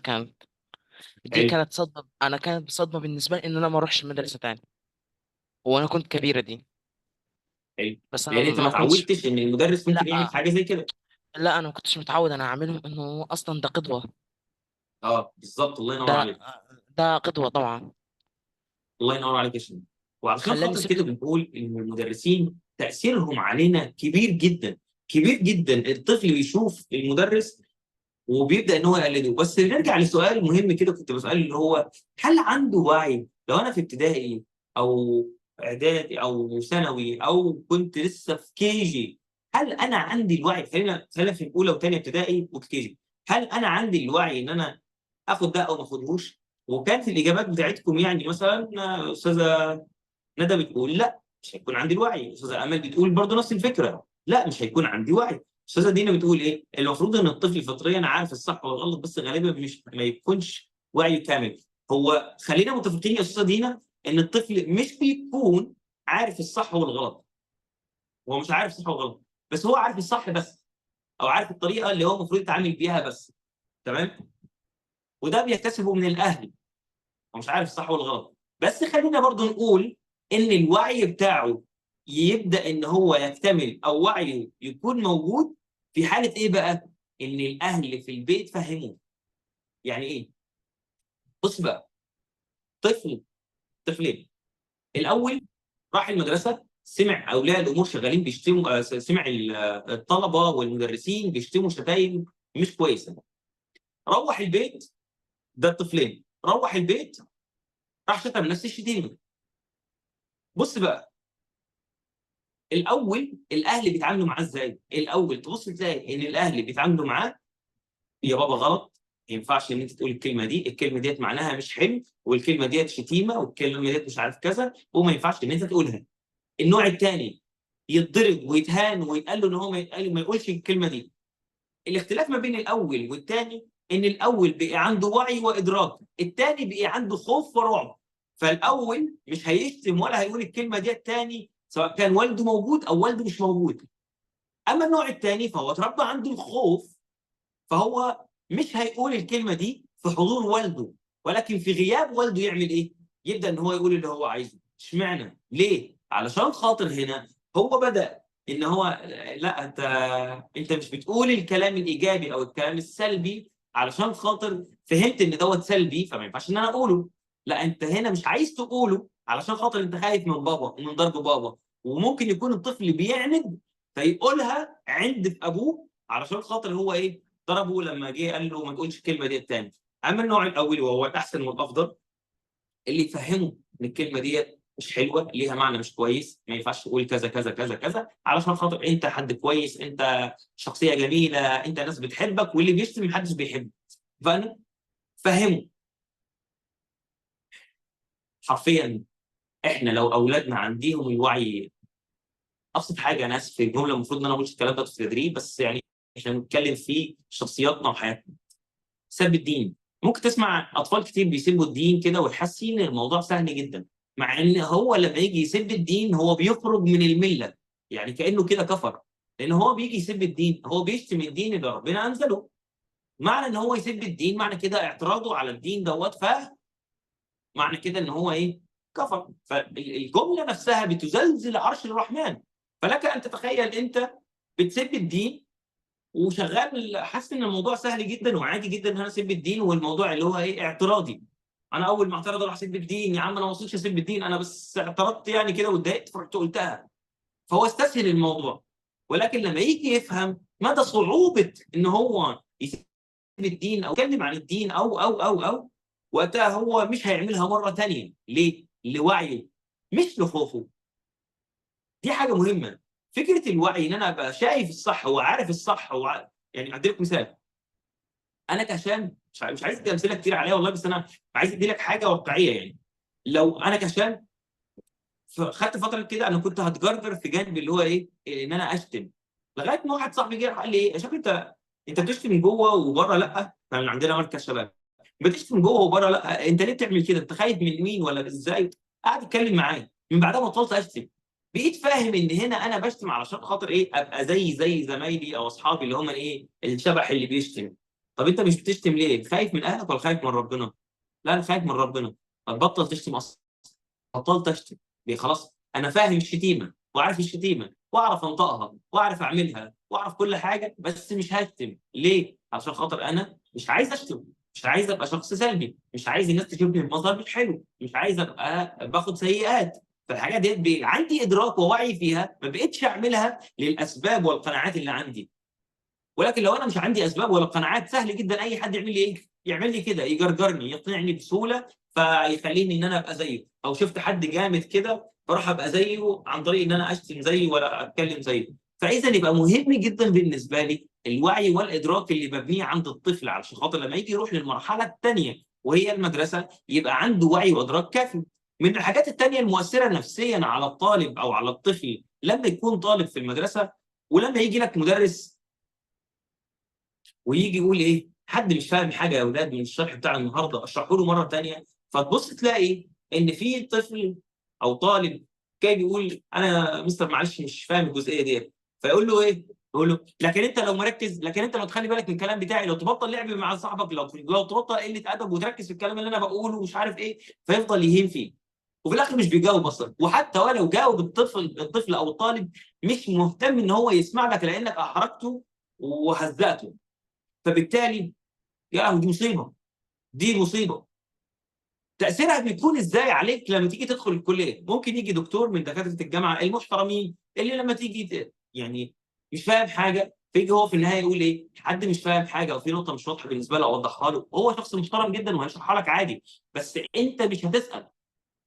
اول ما يجي يقول حد عنده اي سؤال فتلاقي اغلب الطلبه بيعملوا ازاي؟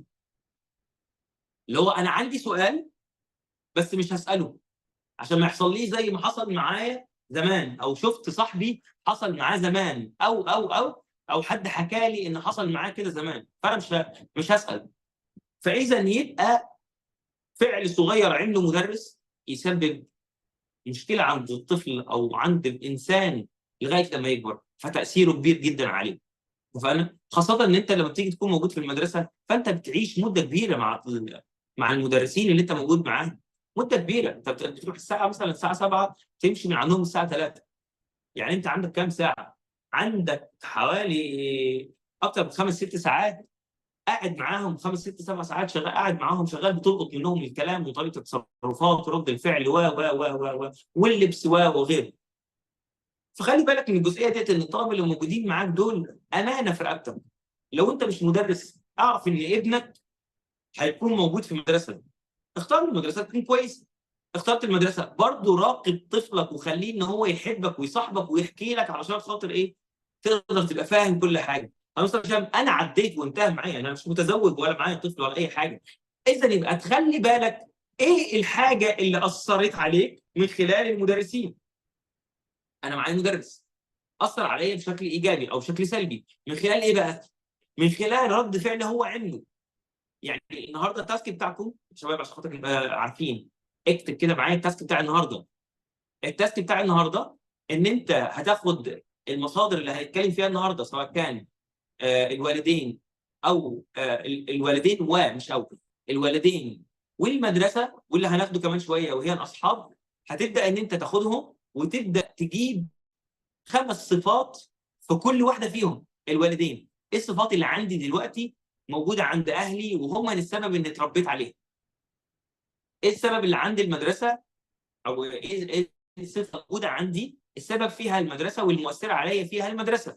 عايزك تعمل كده، اكتب 5 صفات في كل مصدر من المصادر. خدنا المصدر الاول وهو الوالدين، المصدر الثاني وهو المدرسه. اما بقى لو نيجي نتكلم عن المصدر الثالث، بس قبل ما نتكلم عن المصدر الثالث استاذه دينا كانت كاتبه طب واللي بيكون واعي وعارف وبرضه بيشتم ويسب وبيحط حجج زي انا اتعصبت او بالرغم من انه واعي وعارف، اللي بيعمل كده يا استاذه دينا وهو واعي وعارف وفاهم، ده هنا ببساطه ممكن يكون اتجرجر في الجانب ان هو يشتم بعد كده مش عارف يبطل، فهو هنا واعي ولكن مش عنده الاراده انه يبطل، عامل زي كانه مدمن. في ناس مدمنه العاب، في ناس مدمنه شتايم، في ناس مدمنه. الادمان مش بس فكره ان انا اشرب مخدرات، في انواع ثانيه من الادمان، وعلشان خاطر كده لازم هو يبقى عايز من جواه يبطل، ومش هيبطل مره واحده، هيلاقي نفسه اول ما يجي يبدا يشتم هوب يوقف نفسه، المره اللي بعدها عقله لوحده هيترجم ان انا مش هشتم. اذا يبقى محتاجه تيجي من عنده هو من جوه. اتفقنا؟ طيب استاذه نرمين اتفضلي. هي مش حاسة بدون شوية لا الصوت مكتوب قوي. مش واضح؟ لا مش واضح. كده واضح؟ ايوه كده ممتاز. ما هو معلش المدرس ده ما هو إنسان برضو يعني، ما هو انا لما باجي بنبح في صوتي وحرفيا ما ببقاش قادره اتكلم وهو بيرغي وبعدين يقول لي اشرح لي تاني، ما هو طبيعي هتعصب.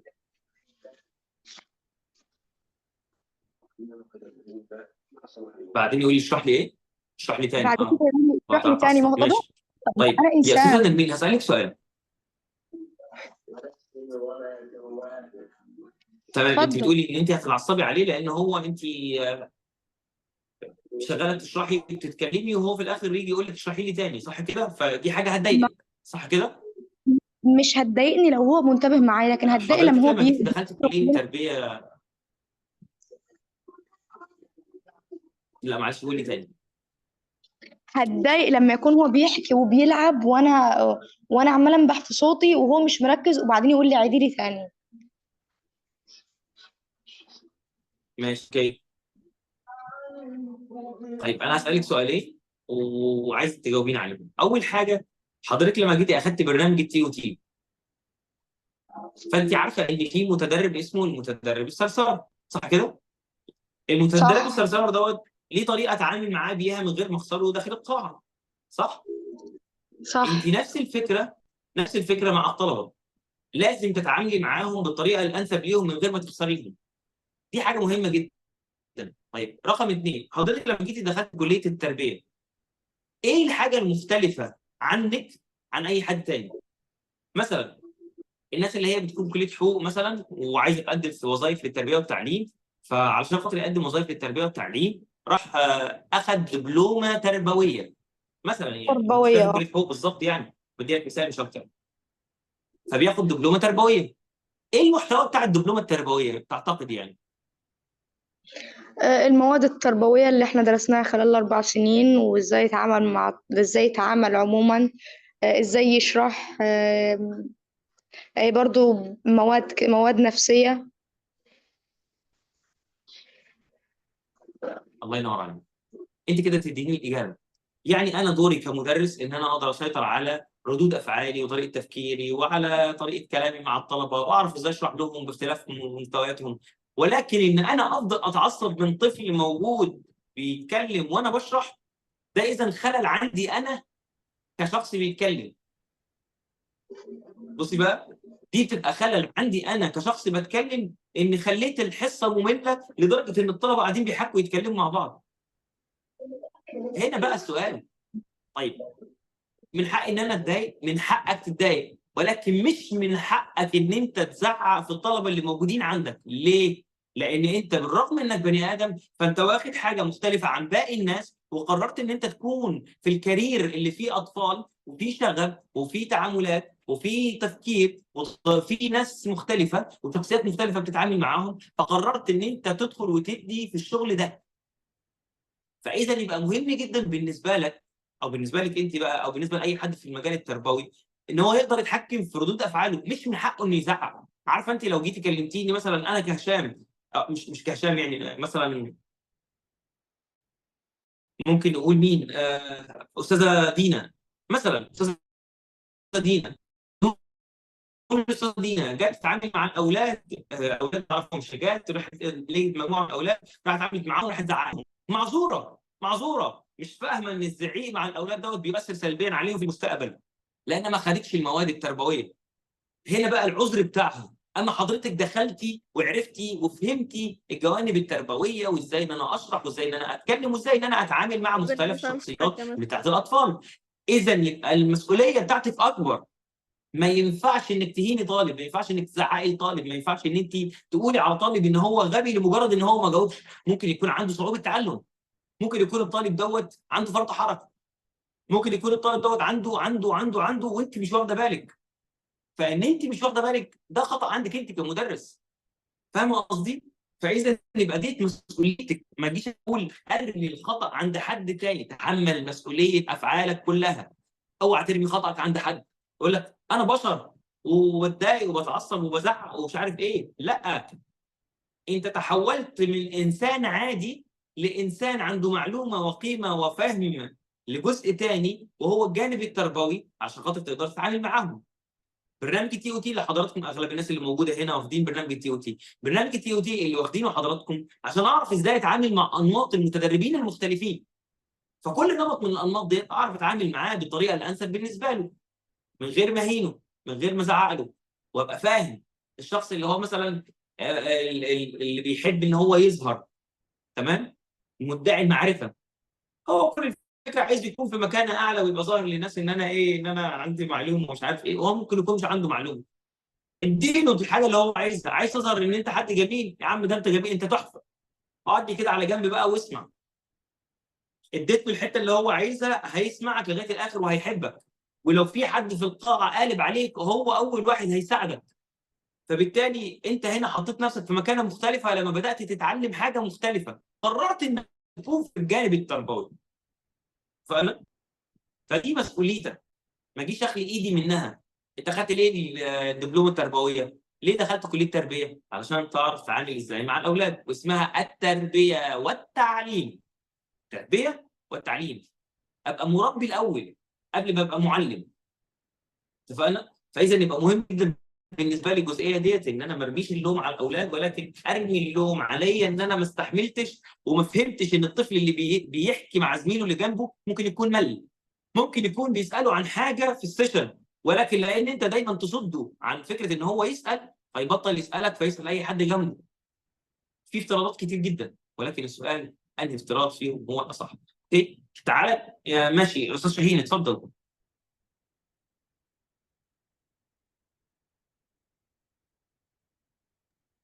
نسيت السؤال يا مستر، معلش. ماشي، ولا يهمك. قلت لك المايك، ووقت ما تفتكروا ابقى بلغ. تمام. اوكي ماشي. طيب، اذا يا شباب النهارده يوم كان افتتاحي تجريبي، بنتكلم فيه النهارده عن مجموعه من المعلومات المهمه جدا في تكوين شخصيتي. شخصيتك اللي اتكونت ديت ما ظهرتش من العدم، هوب دبل كيك لقيتها ان هي طلعت. ممكن تكونوا 5 اولاد في عيله واحده، كل واحد فيكم طالع بشكل مختلف. احنا 5 اشخاص في عيله واحده، كل واحد طالع بشكل مختلف وبطريقه مختلفه واداب مختلفه وطريقه تفكير مختلفه وسلوك مختلف. ليه؟ علشان خاطر كل واحد بيقابل في حياته ناس مختلفه. ممكن يكون اخويا المدرس بتاعه غير المدرس بتاعي، ممكن يكون الطريقه اللي اتعامل بيها الاب والام غير الطريقه اللي اتعامل معايا بيها الاب والام. اختلاف المصادر اللي بتأثر عليك علشان خاطر تكون شخصيتك، اختلافها مهم جدا علشان خاطر تكون شخصيتك في النهايه. ولكن هنبدا نستكمل النهارده. خدنا مع بعض 2 بس من مصادر البرمجه، وسالنا سؤال مهم جدا: هل انا مسيطر على حياتي ولا الناس اللي حواليا هي اللي ممكن تكون مسيطره؟ واكتشفنا ان ممكن تكون الناس اللي حواليك مسيطره بشكل واعي او غير واعي، بشكل ان انت شفت حد عجبتك مثلا طريقه تسريحه شعره، او بالنسبه للبنات طريقه لف الطرحه او فعجبتك، فقررت ان انت تعمل ايه؟ تاخدها بشكل ممكن تكون انت فاكر ان القرار دوت من عندك، ولكن هو مش من عندك. زي ما بنعمل كده احيانا في خدمه العملاء، نيجي مثلا نقول لكم ايه؟ مثلا يا شباب احنا ان شاء الله الميعاد اللي جاي بتاعنا عندنا ميعادين، ميعاد الساعه كذا وميعاد الساعه كذا. ما قلتلكش ايه الميعاد المناسب ليك، انا بقول الساعه كذا والساعه كذا. ليه؟ علشان خاطر اخليك تختار حاجه من الاثنين اللي انا حطيتهم. فانت فاكر ان الاختيار من عندك، ولكن في الحقيقه الاختيار مش من عندك، الاختيار من عندي انا. وانا اللي انا قدرت اخليك تختار الحاجه اللي انا عايزها بالشكل اللي انا عايزه، فحطيتك في اطار صغير. هو ده اللي بيحصل معانا في حياتنا. حياتك لو ما اتحكمتش فيها هي اللي هتتحكم فيك، ولو ما كانش عندك الوعي والادراك الكافي في حياتك، هتبص تلاقي ان انت بتتجرجر وبتتساق لحاجات انت تكون مش عايزها. ممكن تكون اكتر واحد بيرفض تصرف معين، ولكن مع مرور الايام تبص تلاقي نفسك انت بتعملها، تستغرب وانا عملتها ليه؟ لان ما كانش عندك الوعي والادراك الكافي والقناعات الكافيه الحاجه دي ليه ما ينفعش ان انا اعملها. وهنا لازم تخلي بالك من الجزء ده بشكل كبير جدا. التاسك بتاعنا ان شاء الله، احنا ان شاء الله هنلتقي المره اللي جايه يوم السبت، هيكون اونلاين برضو، تمام؟ هنلتقي يوم السبت الساعه 8.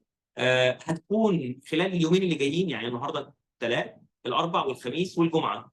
عندك 3 ايام تعمل فيها التاسك ده. هتجيب 5 صفات فيك النهارده، تمام؟ يعني 5 صفات فيك في الوقت الحالي، تمام؟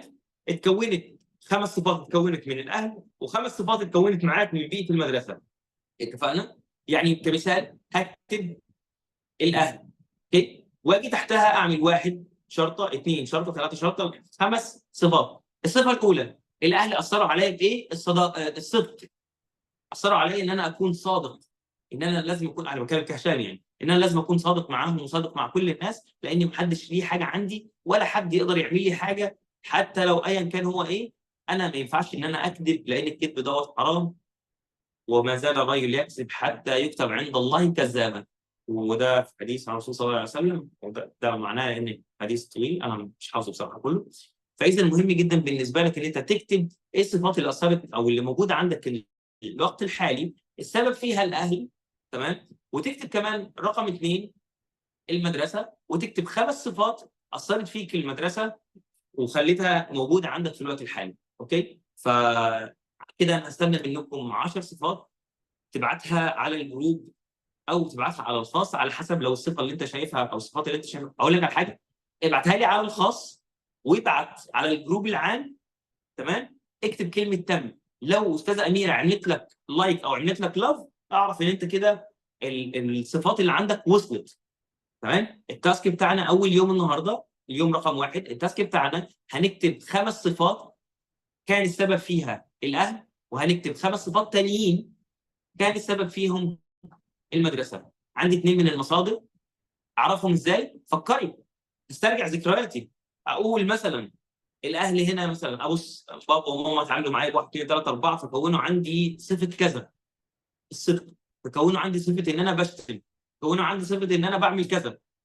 بفتكر من الذكريات، اعرفهم ازاي بتفتكر من الذكريات. اوكي، في المدرسه كذلك الامر، انت معاك 3 ايام، عايزك خلال 3 ايام ان انت تجيب 5 صفات اتكونت من عندك من الاهل، و5 صفات اتكونت من عندك او اتكونت عندك من خلال المدرسه. مين؟ استاذه دينا عبد الله بتقول احيانا بحس اني ناسيه كل ذكريات المدرسه. حاولي معاك الايام اللي جايه، حاولي تفتكريها، اسالي بابا وماما، قول لهم ايه الحاجه اللي انتوا لقيتوها لاحظتوها عندي. اسالوا يا شباب الناس اللي عندكم، عادي، ممكن تسال زمايلك، ممكن تسال اصحابك اللي كانوا معاك في المدرسه، اعمل اي حاجه، اعمل اي حاجه، المهم ان انت تجيني ب5 صفات من الاهل و5 صفات من المدرسه. وده التاسك بتاعنا اول يوم. ليه بنعمل كده يا مستر هشام؟ ليه بجيب الصفات ديت؟ علشان خاطر يبقى عندك الملاحظه القويه اللي بتخليك ان انت تلاحظ كل حاجه حواليك وتلاحظ الافعال اللي بتحصل حواليك، علشان خاطر فيما بعد تبقى عارف ايه الصفه دي ومين اللي اثر عليك بيها. اتفقنا؟ فدي حاجه مهمه جدا. هنبعتهم فين؟ هتبعتهم ليا على الخاص، الرقم بتاعي 770 اخره 770 على الجروب الواتساب، هتلاقيه الرقم بتاعي اخره 770. ابعتوا لي اللي بعت لي ال10 صفات على الخاص، 5 من الاهل و5 من الاصدقاء من المدرسه، تمام؟ اوكي، تبعت لي 5 صفات و5 صفات، تبعتوا لي على الخاص، وتروح على الجروب العام اللي هو كورس هاو تو كنترول يور لايف، الجروب العام بتاع كورس هاو تو كنترول يور لايف، وتكتب تم او دن، اكتب الكلمه اللي تريحك. اول ما استاذه اميره تعمل لك لاف او لايك، اعرف ان انت كمان كده انت سجلت ان انت ال10 او سجلت ان التاسك الاول بتاعك اكتمل. اتفقنا؟ ممكن ارد عليك، ممكن ما اردش عليك، عادي. انا كل الفكره ان انت بتبعت لي وببدا اضيف كل دوت في الملف عندي، واشوف دوت في الحاجات اللي عندي، ده احتياج ليا انا عشان خاطر نبدا نتكلم فيها خلال الفتره اللي جايه. فعايزك تبعت لي 5 صفات و5 صفات على الخاص، وبعد كده على العام تروح تكتب دن، انت بعت ال10 صفات. اوكي، واستاذه اميره اول ما تعمل لك لايك او تعمل لك لاف، معنى كده ان هي بتقول لك تمام انت كده عملت التاسك بتاعك بتاع اليوم الاول. وبكده نكون وصلنا لنهايه اليوم الاول.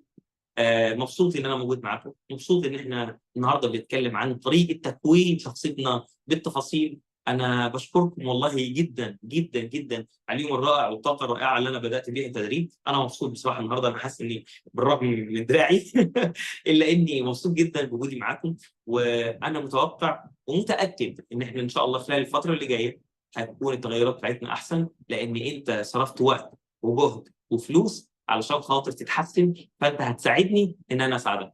انا بشكركم جدا على اليوم بتاع النهارده، ربنا يسعدك يا رب يا شاهين، ربنا يسعدكم كلكم يا رب. وهستنى منكم ان شاء الله، هنزل على الواتساب هنزل ستوري وهكتب فيها يا ترى الناس بتاثر فيك ولا لا. عايزك تكتب اللي انت عايزه. عايزك النهارده هنزل بوست، تمام، هقول بدانا الحمد لله بدانا كورس هاو تو كنترول يور لايف، تبدا تدخل على البوست دوت وتقول الجمله اللي انت عايزها، اكتر جمله طلعت بيها المليون بتاع النهارده. ممكن تكون الجمله بتاعتك ان انا متحكم في كل حاجه بتحصل في حياتي. ممكن تكون الجمله بتاعتك اللي هو اللي ما بين السطور اهم من السطور. ممكن تكون الجمله بتاعتك ان الاهل مسببين بشكل كبير جدا. ممكن تكون الجمله بتاعتك اني اكتشفت ان ممكن يتقال لك 148,000 كلمه سلبيه لو منشئت فعاليه ايجابيه. انا ما اعرفش الجمله اللي طلعت بيها من اليوم بتاع النهارده، ولكن هستاذنك على الفيسبوك هتبدا تنزل ان شاء الله. هنستمر على الموضوع ده في الفتره اللي جايه. هتبدا تنزل على تحمل مسؤوليه تصرفاتك كلها. جميله يا استاذه دينا. هتنزلها او هتكتبها في التعليق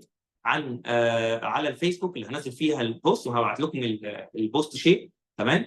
هتكتب فيها التعليق بتاعك وتكتب اكتر حاجه استفدتها النهارده او اكتر جمله طلعت بيها من اليوم بتاع النهارده. انا مبسوط جدا ان انا موجود معاكم.